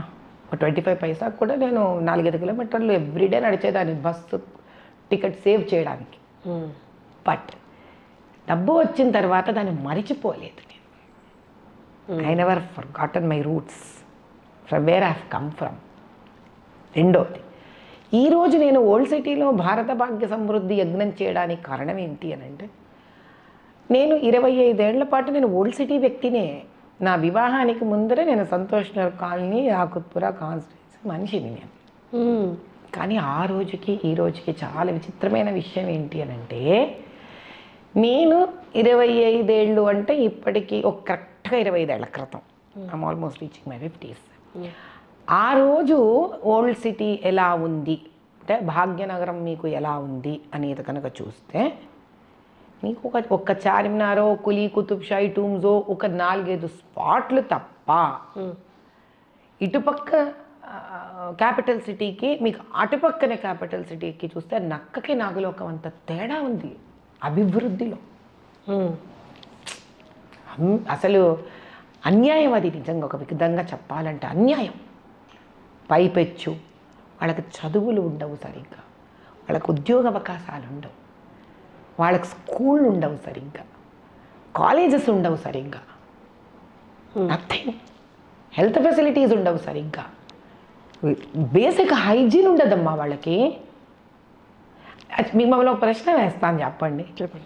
రోజు కూలీలకు వెళుతున్న వాళ్ళకి మీరు చెత్త ఎత్తడానికి 100 రూపాయలు అడిగితే, వాడు 30 రోజుల తర్వాత వాడి జోబులో 100 రూపాయలు చెత్తకే ఇవ్వగలిగితే వాడు ఆ 100 రూపాయలు పెట్టి ఆ రోజు బియ్యం తెచ్చుకోడా తల్లి? అలాంటి ఎన్ని కాపురాలు ఉంటాయి తెలుసా మీకు ఓల్డ్ సిటీలో. కానీ అమ్మ, మీరు చేస్తున్నది, కానీ మిమ్మల్ని వాళ్ళు చూసి స్వాగతిస్తారా? అక్కడంతా రిలీజియన్ బేస్డ్ బిలీఫ్స్ ఎక్కువ ఉంటాయి కాబట్టి మిమ్మల్ని చూస్తూ మీరు మంచి చేయడానికి వచ్చినా వాళ్ళు దాన్ని స్వాగతిస్తారా? అమ్మ స్థానం తీసుకున్నాక పిల్లలు తినను అని మొరాయిస్తారని అన్నం పెట్టడం మానేస్తుందా అమ్మ? వా, నాకేం నేర్పించింది నా రిలీజియన్? సహనం నేర్పించింది, మాతృత్వం నేర్పించింది. అందుకే కదా భరతమాత, మాతృభాష, మాతృదేవో భవ. నా పిల్లలు నాకు మాతృత్వాన్ని వరంగా ఇచ్చారు. సహనంతో ఒక తల్లి నిలబడాలి అని నేర్పించారు ప్రయాణంలో. ఏదో ఒక కొలికి వాళ్ళు వచ్చారు అన్న నమ్మకం నాకు వచ్చాక ఈ ఓపికని, సహనాన్ని, ధర్మాన్ని, ధర్మ పరిపాలన ప్రజలలోకి ఇవ్వాలి అన్న ఒక ఉద్రిక్తమైన కోరికతోటి ఒక మహాయాగం రూపంలో దేశ అభివృద్ధి కోరుకుంటూ, అక్కడ ప్రజల అభివృద్ధి కూడా కోరుకుంటూ అక్కడికి వెళ్ళాను. ఎందుకు? వాళ్ళ గురించి ఎవరికీ పట్టలేదు కాబట్టి. మీరు అక్కడ పెరిగారు కాబట్టి మీరు ఆలోచించగలిగారు ఇవన్నీ. అక్కడ పెరిగాను కాబట్టి దాని వాస్తవికత నాకు ఈ రోజుకి అలా ఉండడం అనేది ఆశ్చర్యం వేసింది. ఇన్ని మాల్స్ ఇక్కడ ఇంత విచిత్రంగా మారిపోవడం ఏంటి, ఆ ప్రాంతం ఇంకా అలాగే ఉండడం ఏంటి? అయినా వాళ్ళ భక్తి అపారం, వాళ్ళ నమ్మకం అపారం, వాళ్ళ శక్తి అపారం. ఈ రోజుకి వాళ్ళు ఎదురు చూస్తున్న అమాయకత్వం అపారం. వాళ్ళు ఈ రోజుకి మారుతుంది, ఈ రోజుకి ఓల్డ్ సిటీ ఏదో ఒక రోజు బాగవుతుంది. ఏమిటమ్మా అసలు హైందవులను మీరు వెళ్ళి చూస్తే కనుక చాలా హృదయ విదారకంగా ఉంటుంది. అయినా అంత భక్తే. మీకు అసలు రామజన్మభూమి అంటే ఫస్ట్ అక్కడి నుంచి చాలామంది వాళ్ళు తరలి వెళ్తారు. ఆలోచించుకోరు ఒక్క నిమిషం, ఎవ్వరు ఆలోచించుకోరు. అక్కడ ప్రతి ఒక్కడు ఒక యోధుడే అక్కడ, ఇంకా ఒక ఆశాజీవే అక్కడ. కానీ వాళ్ళకి చదువులు లేవు, ఉద్యోగాలు గొప్పగా లేవు, వాళ్ళ జీవన విధానాలు చాలా బీదరికంతో కూడి ఉంటాయి. ఎందుకు అమ్మవారు అంతటి సంకల్పం ఇచ్చిందా, అంత దూరం వెళ్ళి అంత కష్టంగా, ఏమిటా ఓల్డ్ సిటీ అని నేను లోపల మీరు ఎలా బాహ్యంగా ప్రశ్నించుకున్నారో నేను మనసులో ప్రశ్నించుకున్నానమ్మా. అయినా అక్కడ వెళ్ళమంటాను, అక్కడ చేయమంటాను అంటే నాకున్న విధి విధానం నేను అలా మాట్లాడుకుంటుంటాను కాబట్టి. అక్కడ వెళ్ళి 45 రోజుల పాటు కూర్చున్నాక కానీ తెలీదు ఆవిడ ఇక్కడి నుంచి ఇంతమందిని ఆశీర్వదించడానికి భగవంతుడు డబ్బులున్న వాళ్ళనే దగ్గర తీసుకుంటారు అని అంటారు. ఎంత విరుద్ధం కాదా తల్లి ఇది? ఆ అమ్మవారు నాకు ఇంత సంకల్పం ఇవ్వడం, నన్ను మొండిగా తీసుకెళ్ళి అక్కడ చేయించుకోవడం కూడా ఆవిడ ఉంది అనే ఉనికి కాదా? She exist. అదే పర్టికులర్గా చెయ్యి అని అమ్మగారు మీకు చెప్పడం అనేది, అంటే ఇదే నాకు కరెక్ట్గా ఇదే చేయమంటున్నారని మీకు ఎలా తెలుస్తుందమ్మా? అంటే ఏమవుతుందంటే తల్లి, ప్రతి ఒక్కళ్ళకి ఒక కాన్షియస్ ఉంటుంది. Like there is inner voice. మనందరికీ ఉంటుంది ఆ ఇన్నర్ వాయిస్. ఎన్నోసార్లు ధర్మపరంగా నేను చిన్నప్పటి నుంచి వింటూ కథలు వింటూ రావడంలో నేను తెలుసుకున్నది ఏమిటి అంటే, మనలో బ్రహ్మం ఉంటుంది. అందరిలో అహం బ్రహ్మస్మి అంటాం. అంటే ఏంటి? దేవుడు మనలో, ఆదిశంకరాచార్యుల వారు కూడా అదే అన్నారు. ఆయన ఎప్పుడైతే ఆయన ఎదురుగుండా ఇదేంటంటే మాంసం చేసేవాడు, వాళ్ళు అది ఎదురు పడినప్పుడు ఆయన ఏమంటాడు అని అంటే, పక్కకు జరుగు అన్నప్పుడు ఆయన అడిగే ప్రశ్న ఏంటి? ఎదుటిన్న వ్యక్తి, ఎవరిని పక్కకు జరగమంటున్నావు, నన్నా నాలో ఉన్న పరమాత్మనా అని అడుగుతాడు ఆయన. అసలు ఆ ప్రశ్న అడిగాడంటేనే ఆయన చిన్నవాడు కాదు అక్కడ. అదే ఆదిశంకరాచార్యులు అప్పుడు అంటారు, ఒక వ్యక్తి కులం చేతనో జాతి చేతనో చిన్న పెద్ద అవ్వరు. వాళ్ళలోని ఆ బ్రహ్మస్వరూపాన్ని ఎవరైతే జాగృతం చేస్తారో, దాని వాయిస్ని ఎవరైతే పెంచుతారో, తద్వారా ధర్మపాలనకు ఎవరైతే తోడ్పడతారో అటువంటి వాళ్ళు ఎవరైనా గురుతుల్యులే అంటాడు ఆయన. అది అహం బ్రహ్మస్మి అర్థం. కాబట్టి మనందరిలోనే ఉంటాడు పరమేశ్వరుడు. నిద్రపోతూ ఉంటాడు ఇట్లా, అప్పుడప్పుడు చిన్న గొంతుతో మాట్లాడుతుంటాడు. ఏమిటది? ఫర్ ఎగ్జాంపుల్, మనం అలా పోతూ ఉంటాము రోడ్డు మీద, ఎవరో పాపం బికారి కూర్చొని ఉంటాడు. ఆ బికారికి ఏదో ఇబ్బంది కలుగుతూ ఉంటుంది. మనం చేద్దాం చేద్దాం చేద్దాం చేద్దాం అనేప్పుడు మన బండో మన కారో మన స్కూటరో ముందుకు వెళ్ళిపోయి ఉంటుంది. రేపు చూద్దాంలే. అది చేద్దాం అనుకున్నది బ్రహ్మవాక్కు. ఆ బ్రహ్మం, that is the sound of a బ్రహ్మం. దాన్ని మనం బతకనివ్వాలి, దాన్ని మనం పెంపొందించాలి. That's the process I have done. అది అమ్మవారు అవ్వచ్చు, వేరే వాళ్ళకి అది కాకపోవచ్చు. నేను దానికి అమ్మవారు అనే రూపాన్ని ఎందుకు పెట్టుకున్నాను? అది మంచే కోరుకుంటోంది కాబట్టి అంతే. నేను మనిషినమ్మా, నేను పాపాత్మురాలను అయి ఉండొచ్చు. మంచి కోరుకొని ఆత్మ పాపం చేయట్లేదు కదా. బేసిక్గా వెరీ క్లియర్ లాంగ్వేజ్. కాబట్టి అది అమ్మవారి స్వరూపంగా, ఎందుకు నా హీరోయిన్ అమ్మవారు కాబట్టి, పరమేశ్వరుడు నా హీరో కాబట్టి. సో ఆల్టర్ చేసుకుంటుంటాను. ఒకసారి శివుడు అన్న అనుకుంటాను, ఒకసారి అమ్మవారు అనింది అనుకుంటాను. అలా అనడం వల్ల నాకు ఏమిటి అంటే, ఒక మంచి మాట వింటున్నాను నేను కదా. మీరు ఆశ్చర్యపోవట్లేదా? ఏమిటమ్మా సీతారాం బాగు ఓల్డ్ సిటీకి వెళ్ళి అక్కడ వంగల్హాట్లు అక్కడ పోయి చేశారు మీరు అని మీరు ఆశ్చర్యపోవట్లేదు అంటే దాని అర్థం ఏంటి? ఎవరూ చేయనిది అంతమంది హైందవుల కోసము, దేశం కోసము, దేశ సమృద్ధి కోసము ఏండ్ల తరబడి జరగని ఒక మహాయాగాన్ని నిస్వార్థంగా పోయి అక్కడ చెయ్యడం అనేది ఇంత ఆశ్చర్యకరమైతే అది మంచి పని అయి ఉంటుంది కదా ఖచ్చితంగా. అటువంటి ఆలోచన నాకు రావడం అంటే అది భగవత్ సంకల్పమే కదా. I'm happy. మీకు వ్యతిరేకతలు ఏం రాలేదా అక్కడ? అంటే నేను కొంచెం ఒక స్ట్రాంగ్ యాటిట్యూడ్ పర్సనాలిటీ అమ్మా. నేను ఒక్కసారి నిర్ణయం తీసుకున్న తర్వాత అవేవి నాకు ఆనవు, నన్ను అంటవు, నన్ను ముట్టవు. వచ్చినాయి, చాలా వచ్చాయి. వ్యతిరేకత అంత పెద్ద స్వరూపాన్ని దానికి నేను ఇవ్వలే. ఫస్ట్ దాన్ని నేను కన్సిడర్ కూడా చేయలేదు. నువ్వు ఉన్నావు, నువ్వు ఉండాలంటే నువ్వు అంటే వ్యతిరేకత. వ్యతిరేకత అనేది ఒకటి ఉంటుంది, లేనిది ఎవరికి ఉంది? ఇప్పుడు మీ జీవితంలో చదువుకోవడం దగ్గర వ్యతిరేకత వస్తుంది. ఏదో ఒక అనారోగ్యం వచ్చొచ్చు, టీచర్ రావచ్చు, రాకపోవచ్చు, కరెంటు ఉండొచ్చు, కరెంటు పోవచ్చు. అలానే మనం ఆపేస్తామేంటి మన జీవితం? మనం సినిమాకి వెళ్ళాలని నిర్ణయించుకుంటాం తల్లి. ఆ పిచ్చగా ఇంట్రెస్ట్ ఉంటుంది మనకి ఆ రోజు. టికెట్ అన్నా దొరకదు, లైన్లో అన్నా ఉండదు, ఆటో అన్నా రాదు, క్యాబ్ అన్నా బుక్ అవ్వదు. అంతైనా మనం వెళ్ళి బ్లాక్లో అయినా నిలబడి కావాలి కావాలి కావాలి కావాలి కూడా ఎవడో టికెట్ ఇచ్చిపోతాడు మనకి. ఎందుకు లేవు వ్యతిరేకతలు అక్కడ? ఎక్కడ లేవు వ్యతిరేకతలు? మనం చెయ్యాలనుకున్నామా లేదా అనేది ముఖ్యం. ఎగ్జాక్ట్లీ. చూస్తున్న వాళ్ళందరికీ అమ్మ ఇప్పుడు ఒక డౌట్ వచ్చి ఉంటుంది, నాకు తెలుసు బట్ నేను అడుగుతున్నాను. వీరికే స్వతహాగా డబ్బు ఉంది కదా, యజ్ఞాలు యాగాలు ఎందుకు, ఆ డబ్బుతోనే సహాయం చేయొచ్చు కదా అని అనుకుంటా. కానీ మీకు ఒక చారిటబుల్ ట్రస్ట్ ఉంది, మీరు ఆల్రెడీ చేస్తుంది, దాని గురించి ఒకసారి చెప్పండి. లోపాముద్ర చారిటబుల్ ట్రస్ట్ ప్రప్రథమంగా నేను మొదలుపెట్టిన చారిటబుల్ ట్రస్ట్ మా పెద్దమ్మాయి పేరే లోపాముద్ర. యాక్చువల్లీ నాకు మా అమ్మాయిని కడుపుతో ఉన్నప్పుడు, ఆ తర్వాత కనిన తర్వాత నాకు మామూలుగానే పిల్లలంటే విపరీతంగా ఇష్టం. నాకు మా వారికి చాలా ఇష్టం, అందుకే 3 పిల్లలు మాకు.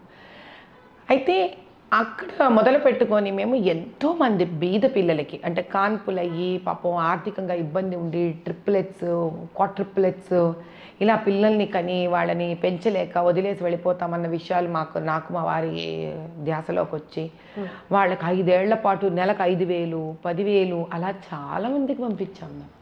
వాళ్ళ కాన్పుల కష్టమైతే మేము కార్పొరేట్ హాస్పిటల్స్కి డబ్బులు ఇచ్చేసేవాళ్ళం. చదువుల కోసము వరదలు వస్తే వెళ్ళడం, అసలు ఎముకలో సున్నం ఉండేది కాదు. అలా ట్రస్ట్ పేరు మీద సుమారు 2,000 పైప్ చిల్లర గ్లోవ్స్ మన బోర్డ్స్, రోడ్ డివైడెడ్ బోర్డ్స్ వేయించాం మేము సిటీ మొత్తం. ఎన్నేళ్ల క్రితం అనుకుంటారు? 16 ఏళ్ల క్రితమే. కర్నూలులో వరదలు వస్తే చాలా నక్సలైట్ ఏరియాస్కి వెళ్ళి మరీ ఫుడ్ డిస్ట్రిబ్యూట్ చేశాను నేను వెళ్ళి ఒకటే అడిగాను. అప్పుడు ఆంజనేయులు అని ఉన్నారు ఒక ఆయన, మన ఐపీఎస్ ఆఫీసర్, తర్వాత ఆంధ్ర స్టేట్కి కూడా ఆయన టీఏజ్ అయ్యారు. నాకు ఇట్లాంటివి కాదండి, ఎక్కడైతే ఎవరు వెళ్ళరో నాకు ఆ ఏరియా చెప్పండి అంటే, అక్కడంతా యూజువలీ నక్సలైట్స్ అంటారమ్మా అంటారు. వాళ్ళు మనుషులు కాదా? ఏం చేసి కొరక తింటారంటే, అమ్మ నీకు అన్నం తెచ్చాను తల్లి అంటే కొరక తింటారా వాళ్ళు ఎవరైనా? ఎవరిలో ఉండదండి మానవత్వం. వెళ్ళా నేను కర్నూలు అవుట్స్కర్ట్స్ దాటుకొని వెళ్ళాను. You will be surprised, I only found love there. నాకు ఏమనిపించలేదు నిజంగా. పైగా చిన్న నవారు మంచం వేసి నన్ను కూర్చోబెట్టి వాళ్ళు అల్లరి నాకు ముందంటే నా ముందు స్కూల్ ప్రిన్సిపల్ లాగా ఒక కరుపరిచే వాళ్ళని తిట్టి లైన్లో నిలబెట్టి, నాకు ఎక్కడైనా ఇదే పని. నాకు అసలు నాకు ఆ క్వాలిటీ లేదు నా మైండ్లో. నెగిటివిటీని సర్చ్ చేసే క్వాలిటీ లేదు బేసిక్గా నాకు. తిడతానండి, తప్పు చేస్తే గట్టిగా బెదిరిస్తా. ఇంత దాంట్లో కూడా నేను మార్చి నుంచి ఎన్ని ముస్లిం ఏరియాస్కి వెళ్ళి ముస్లిం ఫ్యామిలీస్ ఆడవాళ్ళకి గ్రీవెన్సెస్ సెంటర్స్ కండక్ట్ చేసి సుమారు 2,000 మంది కుటుంబాలకు నెల సరిపడా సరుకులు ఇచ్చి వాళ్ళ బాధలు విని 1,008 ఫ్రీ డెలివరీస్ ప్యాకేజెస్ నేను అనౌన్స్ చేసి లోపాముద్ర చారిటబుల్ అతామా ఫౌండేషన్ నుంచి సుమారు ఇప్పటికే 100-150 పైపెచ్చు డెలివరీలు చేశామమ్మా ఫ్రీగా. నాకు భగవంతుడు అదే అంటాను, ఎక్కడుంది హైందవత్వం? మన నడవడికలో ఉంది. 1008 అమ్మవారి పేర్లు ఏం చేశాను? 1008 అమ్మవారి పేర్లు కదా, చాలు 1008 గర్భిణీ స్త్రీలకు డెలివరీ చేద్దాం. 1,008 డెలివరీస్ డిక్లేర్ చేసేసా. I'm doing it. తోపుడు బండ్లు ఉంటాయి, ఆ తోపుడు బండ్లు ఏం చేస్తాం? రోడ్డు మీద పోతాం. ఆడవాళ్ళు ఎవరైనా పాపం కింద పట్ట వేసుకొని కూరగాయలు అమ్ముతుంటాను, మేము ఒక టీం తిరుగుతూ ఉంటుంది. కనిపెట్టామనుకో సర్ప్రైజ్గా వెళ్ళి వాళ్ళకి బండి ఇచ్చేస్తాం. చదువుకోవడానికి పిల్లలు ఉంటారు, రెస్లర్స్ ఉన్నారు ఆడపిల్లలు, 2 ఆడపిల్లలకి స్పాన్సర్షిప్ చేసాం. వాళ్ళకి షూస్, బట్టలు, వాళ్ళ పప్పిన్నర్ వేరు, వాట్ ఎవర్ ఇట్. చిన్న పిల్లలు కదా, బీద పిల్లలు. ఢిల్లీ స్పోర్ట్స్ స్కూల్ వెళ్ళేటప్పుడు మొత్తం కిట్ నేను ఇచ్చి పంపించాను వాళ్ళకి. ఏది చాత ఇప్పుడు క్రికెట్ టీము పిల్లాడు మొన్న వచ్చాడు ఒక ఓల్డ్ సిటీ నుంచి ముస్లిం బాయ్, వాడికి క్రికెట్ టీమ్ టికెట్ కావాల్సి వాడికి కిట్ కొని ఇచ్చేసాము. అసలు టైలరింగ్ ఎక్కడెక్కడి నుంచో మ్యానుఫ్యాక్చరింగ్ బట్టలు తీసుకొస్తాను, మాస్టర్ టైలర్ని పెట్టుకుంటాను, కట్ చేయించేస్తాను. అందరు ఎవరికి టైలరింగ్ వచ్చో ఓల్డ్ సిటీ నుంచి ఉత్త పుణ్యానే వాళ్ళకి డబ్బులు ఇచ్చి వాళ్ళతో కుట్టించి తీసుకొచ్చి కాస్ట్ టు రూపాయి వద్దు మనకు ఆదాయం. కాలేజ్ పిల్లలు వీళ్ళు వాళ్ళకి we keep giving it back to the society. కానీ అమ్మా ఈ రోజుల్లో నువ్వు మంచి చేయాలన్నా కూడా అడ్డుపడుతూ ఉన్నప్పుడు మంచితనంతో పాటు నీకు కొంచెం పవర్ కూడా ఉండాలి అనిపించిన సిచ్యువేషన్స్ ఉన్నాయా? 100 సార్లు 1000 సార్లు అనంతం సార్లు అనిపించింది. Probably that is the reason that I may also get in to political career. ఖచ్చితంగా. ఎందుకంటే నేను ఆ విషయంగా వస్తే చాలా ఇన్స్పైర్ అయిన లీడరు నిజంగా చెప్పాలంటే మోదీ గారు. ఎందుకంటే బాహ్యంగా ఆయన చేసేవి అర్థం చేసుకోవడానికి ఆయన ధర్మ సిద్ధాంతాలను కూడా అర్థం చేసుకోవడం చాలా ముఖ్యం. అంటే ఇప్పుడు చిన్న ఎగ్జాంపుల్ తల్లి, గుజరాత్ యాజ్ అ స్టేట్ ఆయన గడిపినంత చీఫ్ మినిస్టర్ కాలంలో ఈరోజు ఆయన ప్రధానమంత్రి అయిన తర్వాత Gujarat is a major contribution of the taxes in the entire country. అంటే ఆయన రోల్ మోడల్ కింద క్రియేట్ చేసి దేశానికి ఇచ్చారా ఇవ్వలేదా? ఆల్ అపార్ట్ ఇచ్చారా ఇవ్వలేదా? అది ముఖ్యం. ఎక్కడి నుంచి నేర్చుకున్నారు ఇంత? ధర్మబద్ధుడు కాబట్టి ఆయన హైందవ ధర్మాన్ని అర్థం చేసుకున్నాడు కాబట్టి అటువంటి రామరాజ్యాన్ని పట్టుకురావాలనుకున్నాడు ఆయన. అంటే మరి భక్తి అంటే ఏమిటి? భజనలు చేయడం ఒక్కటే కాదు, ఆ ధర్మాన్ని ఎప్పుడైతే అర్థం చేసుకుంటామో అటువంటి ధర్మ పాలన ఉండాలని కోరుకోగలగడమే. ఇదివరకు రాముడు రాజ్యాలు, కృష్ణదేవరాయలు రాజ్యాలు, ఇప్పుడు పాలిటిక్స్, పొలిటికల్ లీడర్సు. ఏంటి తేడా? ఇంత ధర్మ సూక్ష్మాలు తెలిసి ప్రజలు సుఖపడాలనుకున్న వాళ్ళు ఎందుకు పొలిటికల్ లైఫ్లో వెళ్ళకూడదు? నా ఉద్దేశంలో వీళ్ళే వెళ్ళాలి, ధర్మ సూక్ష్మాలు తెలిసిన వాళ్ళే వెళ్ళాలి. అప్పుడు ధర్మపాలన వస్తుంది, రామరాజ్యం వస్తుంది. అప్పుడు యోగి గారు మనకు మంచి ఎగ్జాంపుల్ దానికి. ఓ రకంగా సన్యాస రూపంలో ఆయన,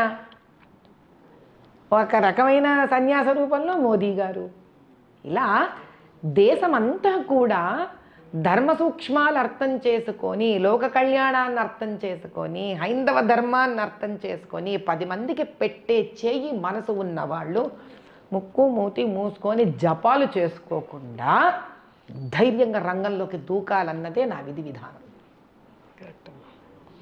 మీతో చాలా మాట్లాడాలి కానీ టైం కన్స్ట్రెయింట్ వల్ల మాట్లాడలేకపోతున్నాను. నేను ఈ హోల్ ఇంటర్వ్యూ సమ్అప్ చేయాలి అంటే, మీరు వచ్చేటప్పుడు కూడా ఒక కైండ్ ఆఫ్ ఒపీనియన్లోనే ఉన్నాను. కానీ మీ ధోరణి, మీ భావాలు ఒక రకమైతే, కానీ మీరు మొదలుపెట్టిన యాగం వినిన తర్వాత నా ఒపీనియన్లోకి చాలా మార్పులు వచ్చాయి. మార్పు అనేది ఏదో ఒక స్టేట్కో, ఒక కంట్రీకో, లేకపోతే ఒక రిలీజియన్కో సంబంధించింది కాదు. మార్పు నీలో మన స్వచ్ఛమైన థాట్స్ ఉంటే అది ఎవరికి అందాలో వాళ్ళకి ఏ రూపాయనైనా అందుతుంది. అంతే అంతే. ఈ యజ్ఞాన్ని కూడా అందుకే మేము ఈరోజే సంకల్పం చెప్పాను తల్లి. మళ్ళీ ఈరోజు ఎంత మంచి రోజో మీరు కూడా పిలవడం జరగడం నాకు చాలా ఆశ్చర్యకరమైన విషయం.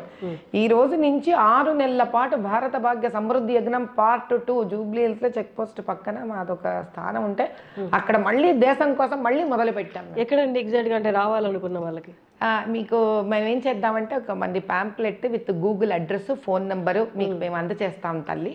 అది చెక్ పోస్ట్ మీకు పెట్రోల్ బంక్ ఉంది కదా, పెట్రోల్ బంక్కి ముందు వీధి కానీ, పెట్రోల్ బంక్ తర్వాత వీధి కానీ, అక్కడి నుంచి మీరు వచ్చేస్తే నేరుగా మీకు యజ్ఞస్థలానికే వచ్చేస్తారు మీరు. ఓకే, చాలా. ఏంటమ్మా ఈ 6 నెలలు చేయబోతున్నది ఏంటి? భారత భాగ్య సమృద్ధి యజ్ఞం. మళ్ళీ దేశము సమృద్ధి వైపు వెళ్ళాలని, సుభిక్షం వైపు అంటే ఏంటి? డిఫెన్స్, ఎడ్యుకేషన్, ఫైనాన్స్, సనాతన ధర్మం, దాని తర్వాత మీకు ఇన్ఫ్రాస్ట్రక్చర్, హెల్త్, R&D. ఏదొద్దమ్మా దేశానికి? మనకి గొప్పతనం ఏంటంటే ప్రతి ఒక్కొక్క దానికి మనకి తద్వారా దేవుళ్ళు దేవతలు దాన్ని బలపరిచేది అన్ని రకాల విధి విధానాలు మన దగ్గర ఉన్నాయి వేదోక్తంగా. ఇదే కాకుండా ఇటువంటి స్థానంలో పౌరుడు కూడా, అంటే ఒక వ్యక్తి కూడా అభివృద్ధి చెందాలి. ఇదివరకు కూడా నేను చెప్పున్నాను చాలా ఇంటర్వ్యూస్లో. గురజాడప్పారావు గారు చెప్పింది దేశం అంటే మట్టి కాదో, ఈ దేశం అంటే మనుషులో అని. కానీ దేశం అంటే మట్టి మనుషులు ఇద్దరూ నమ్మే వ్యక్తిని నేను. I go to the next level. అంటే మన శరీరానికి ఉన్న అవసరాలు వేరు, శరీరంలో సెల్లుకున్న అవసరాలు వేరు. Cell also has to be healthy, your body also has to be healthy. కాబట్టి దేశం ముందుకు వెళ్ళాలంటే దేశం కావాల్సిన కోరికలు మనం దాన్ని భగవంతుడి నుంచి కోరుకోవాలి. తద్వారా ఒక వ్యక్తి, అతని కుటుంబము, ఆవిడ కుటుంబం కూడా సుభిక్షంగా ఉండాలని కోరుకోవాలి. They're all both interrelated. ఆలోచించండి తల్లి, ఈరోజు మెడికల్ కాలేజెస్లో పెద్ద ఐఐటి డిగ్రీస్ ఇవన్నీ గవర్నమెంట్ ఇంత ఖర్చు పెడుతుంది. మీకు చదువుకున్నాక పిల్లలు ఎక్కడికి వెళ్ళిపోతున్నారు? బ్రెయిన్ డ్రైన్ అయిపోతుందా? వేరే ఎక్కడికో వెళ్ళిపోతున్నామా? అక్కడెక్కడో మీరు మీ తెలివితేటలు అక్కడ అందిస్తున్నామా? వాళ్ళు ఏమంటారు? ఇక్కడ R&D గొప్పగా లేదు అంటారు. ఇది గుడ్డు ముందా కోడి ముందా అంటే ఏం చెప్తాము? మనము గవర్నమెంట్కి సహకరించాలి, గవర్నమెంట్ మనకు సహకరించాలి. ఈరోజు నేను ఎందుకు ఈ యాగం చేయాలి అనుకుంటే ప్రతి పౌరుడు తనదైన స్థాయిలో ముందుకు ఒక అడుగు వేస్తే, అలా వేసిన శక్తికి దేశం ఒక శక్తి వేస్తే పురోగమనమే కదా తల్లి, ముందుకే వెళ్ళిపోతుంది ఆ దేశం. మీ ఇంట్లో వాళ్ళ సహకారం ఎలా ఉంటుందమ్మా మీరు చేపట్టబోతున్న ఈ యజ్ఞాలకి మీ హస్బెండ్ వైపు నుంచి? ఆయన సహకారమే లేకపోతే తల్లి ఈరోజు నేను నీ ముందు కూర్చొని ఉండేదాన్నే కాదు. It is very important for all of us to understand that there are 2 types of success in life. ఒకళ్ళు అగ్రెసివ్గా రేజ్తో సక్సెస్ చూపిస్తుంటారు. వాళ్ళ ఇమోషనల్ స్టేటస్ బట్టి మనకు అర్థమైపోతుంది ఏమని, వీళ్ళు పాప ఎవ్వరు వెంట రాక దెబ్బతిని కష్టపడి వీళ్ళు వచ్చారని. నాలాగా అటు యజ్ఞాలు, యాగాలు, మెడికల్ క్యాంపులు, దాని తర్వాత స్పీచ్లు, దాని తర్వాత బ్లడ్ డొనేషన్లు, కానుపులు, వారి సహకారం లేకపోతే అవుతుందా తల్లి ఇంత పెద్దది?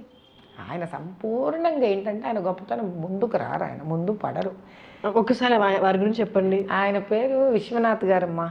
ఆయన ఐఐటి చెన్నైలో మెకానికల్ ఇంజనీర్ ఆయన. ఆ తర్వాత వారు ఐటీ కంపెనీ మా వివాహానికి ముందే మొదలుపెట్టారు. దాన్ని పబ్లిక్ లిస్ట్ చేశారు, విరించి సాఫ్ట్వేర్ అని. మా వివాహం అయిన తర్వాత అదృష్టంగా అక్కడి నుంచి అది ముందుకు వెళ్ళడము, దాని తర్వాత బయోటెక్నాలజీ లిస్టెడ్ కంపెనీ పెట్టడము, దాని తర్వాత 3 హాస్పిటల్స్ పెట్టడము, విరించి హాస్పిటల్స్, 3 పిల్లలు, 2 పిల్లలు ఐఐటి. దేవుడి దయ వల్ల ఇన్స్పైట్ ఆఫ్ అంటే every family has ups and downs.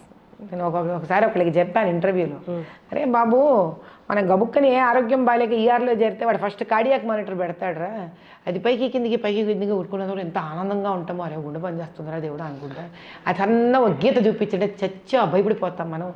ఒక గుండె పైకి కింద కొట్టుకుంటే తప్ప ఆరోగ్యంగా లేదు అనుకున్నప్పుడు జీవితం మాత్రం ఎందుకురా స్ట్రైట్ లైన్లో ఉండాలి, యువర్ అ డెడ్ పర్సన్ అంటానే. కాబట్టి ఒక కార్డియాక్ మానిటర్ కదా పైకి కిందకి చూపించడంలో ఒక గుండె ఆరోగ్యాన్ని తెలుపుతుందో, జీవితంలో కూడా ఒడిదుడుకులే ఆ జీవితం ఆరోగ్యవంతంగా ఉన్నట్టు తల్లి. We need to learn, we need to fall, we need to get up.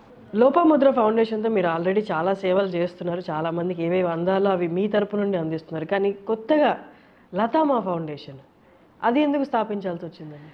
అంటే నేను ఒకసారి 10 మంది సన్నిహితుల మధ్యలో కూర్చున్నప్పుడు వాళ్ళ దగ్గర నుంచి ఒక చక్కటి సలహా వచ్చింది. ఏమిటమ్మా హాయిగా లోపముద్ర చారిటబుల్ ట్రస్ట్ పెట్టావు, పెద్దమ్మాయికి ఆస్తి ఇచ్చేసావు, చిన్నమ్మాయికి ఆస్తి ఇస్తావు అని. అరే కరెక్టే కదా, పెద్దమ్మాయికి ఒక ట్రస్ట్ ఇచ్చామా, చిన్నమ్మాయికి ఒక ట్రస్ట్ ఇవ్వాలి కదా అనిపించింది. ఆస్తిగా మీరు ఫౌండేషన్లు ఇస్తున్నారా? అదే కదమ్మా మనం చేయాల్సింది. కరెక్ట్. కాబట్టి ఇద్దరు కొట్టుకోకుండా చక్కగా మీ బాధ్యత, చిన్నమ్మాయికి ఒక లతామా ఫౌండేషన్ అని పెట్టేశాను. పెట్టేసి తద్వారా అక్కడి నుంచి ఓల్డ్ సిటీలో అక్కడి నుంచి అగ్రెసివ్గా ఒక 1008 కాన్పులే అవ్వనివ్వండి, గ్రీవియన్స్ సెంటర్స్ అవ్వనివ్వండి, రేషన్ పంపకం అవ్వనివ్వండి, కుక్డ్ ఫుడ్ భోజనాల పంపిణీ అవ్వనివ్వండి, ఏది చేస్తున్నా ఇప్పుడు లతామా ఫౌండేషన్లో అన్నీ హ్యూమన్ రిలేటెడ్ మానవ సేవ. లోపముద్ర చారిటబుల్ ట్రస్ట్లో ఇప్పటిదాకా మానవ సేవ చేశాను కాబట్టి దాన్ని మాధవ సేవ కింద అలా విభజన చేసేసాను. ఇప్పటిదాకా దాంట్లో మానవ సేవ చేశాను. అంటే వరదలు కాదు, డ్రౌట్స్ కాదు, అసలు విపరీతంగా చేస్తున్నాయి. ఏంటి 2000 బాత్రూముల కన్స్ట్రక్షన్ మా మామగారి ఆధ్వర్యంలో మేము హిందూపూర్ అంతా కన్స్ట్రక్ట్ చేసాం. పొడగట్లపల్లిలో ఒక గ్రామాన్ని మేము దాన్ని అడాప్ట్ చేసుకొని గర్భిణీ స్త్రీలకు కొన్ని నెలల పాటు వాళ్ళకి మేము అందజేసాం. విశ్వనాథ ఫౌండేషన్ అని అదొకటి ఉంది, మళ్ళీ మా మామగారు స్థాపించింది. ముందుకు మా అబ్బాయి దాన్ని టేకప్ చేయాలని కోరుకుంటున్నాను. 3 ఫౌండేషన్స్ అంతే మరి ఇవ్వాలి కదమ్మా. అలా ఇప్పుడు మాధవ సేవ అంతా లోపముద్ర నుంచి, మానవ సేవ లతామా ఫౌండేషన్ నుంచి. మావయ్య గారు పాపం వారు ఇంకా చాలా చేస్తూనే ఉన్నారు. వారు విశ్వనాథ వాళ్ళ నాన్నగారి పేరు మా వారికి పెట్టుకున్నారు. వారి పేరు రామకృష్ణ పరహంస గారు, అది మా అబ్బాయికి పెట్టుకున్నాం. మా అబ్బాయి పేరు రామకృష్ణ పరహంస. సో అలా ఆ విధంగా తర్వాత వాడు టేకప్ చేస్తాడు అని ఒక అంటే ఆలోచన ఖచ్చితంగా నా మనసులో ఉంది. కానీ అది వాళ్ళు టేకప్ చేసేటువంటి సంస్కారం ఇచ్చే బాధ్యత నాకు ఉంది. ఆ విధంగా 3 పిల్లలకి 3 ట్రస్టులు. ఆడపిల్లలకి నేను చాలా పార్షియాలిటీ, వాళ్ళు అంటారమ్మ నీవంతా అన్న వైపు తమ్ముడు వైపు ఇద్దరు అన్నా కూడా నేను చాలా స్వార్థంగా ఇద్దరికి 2 ట్రస్టులు గిఫ్ట్. చాలా మాట్లాడాలనిపిస్తుంది, బట్ మన టైం కన్స్ట్రెయిన్, మన వీడియో ఇంతే చేయగలం. కాబట్టి ముందు కూడా పర్టికులర్ సమస్యలు తీసుకొని లేదా మీ వర్క్ దగ్గరుండి చూపించే అవకాశం ఐడ్రీమ్కి కూడా కల్పిస్తారనుకుంటూ సెలవు తీసుకుంటున్నాను. మళ్ళీ కలుద్దాం. ఖచ్చితంగా చాలా మాట్లాడాలి మీతో నెక్స్ట్ వీడియోలో మేబీ. God's grace. ఇంత చక్కటి అవకాశం ఐడ్రీమ్ వాళ్ళు నాకు ఇచ్చినందుకు చాలా చాలా సంతోషం. తర్వాత కూడా మనం ముందుకు వెళ్ళేటప్పుడు మీరు నా కార్యక్రమాలతో పాటు మనం ఏరియా స్పెసిఫిక్గా తీసుకోవడం జరిగితే ఏమవుతుందంటే అప్పుడు వాళ్ళకి ఒక క్లారిటీ వస్తుంది. లేదా మీరు ఆడియన్స్ నుంచి ఏదైనా క్వశ్చన్స్ని మీరు ఇన్వైట్ చేయండి. ఆ క్వశ్చన్స్ కూడా 20-15 క్వశ్చన్స్ మీకు అయినప్పుడు తద్వారా కూడా మనం వాటిని చేతనైనంతలా ఖచ్చితంగా అన్నిటికీ నా దగ్గర సమాధానం ఉండకపోవచ్చు. నేను కొన్ని నేర్చుకుంటాను, నా దగ్గర నుంచి తెలుసుకున్నప్పుడు వాళ్ళు కొన్ని తెలుసుకుంటారు. ఖచ్చితంగా. Thank you so much. సంతోషం.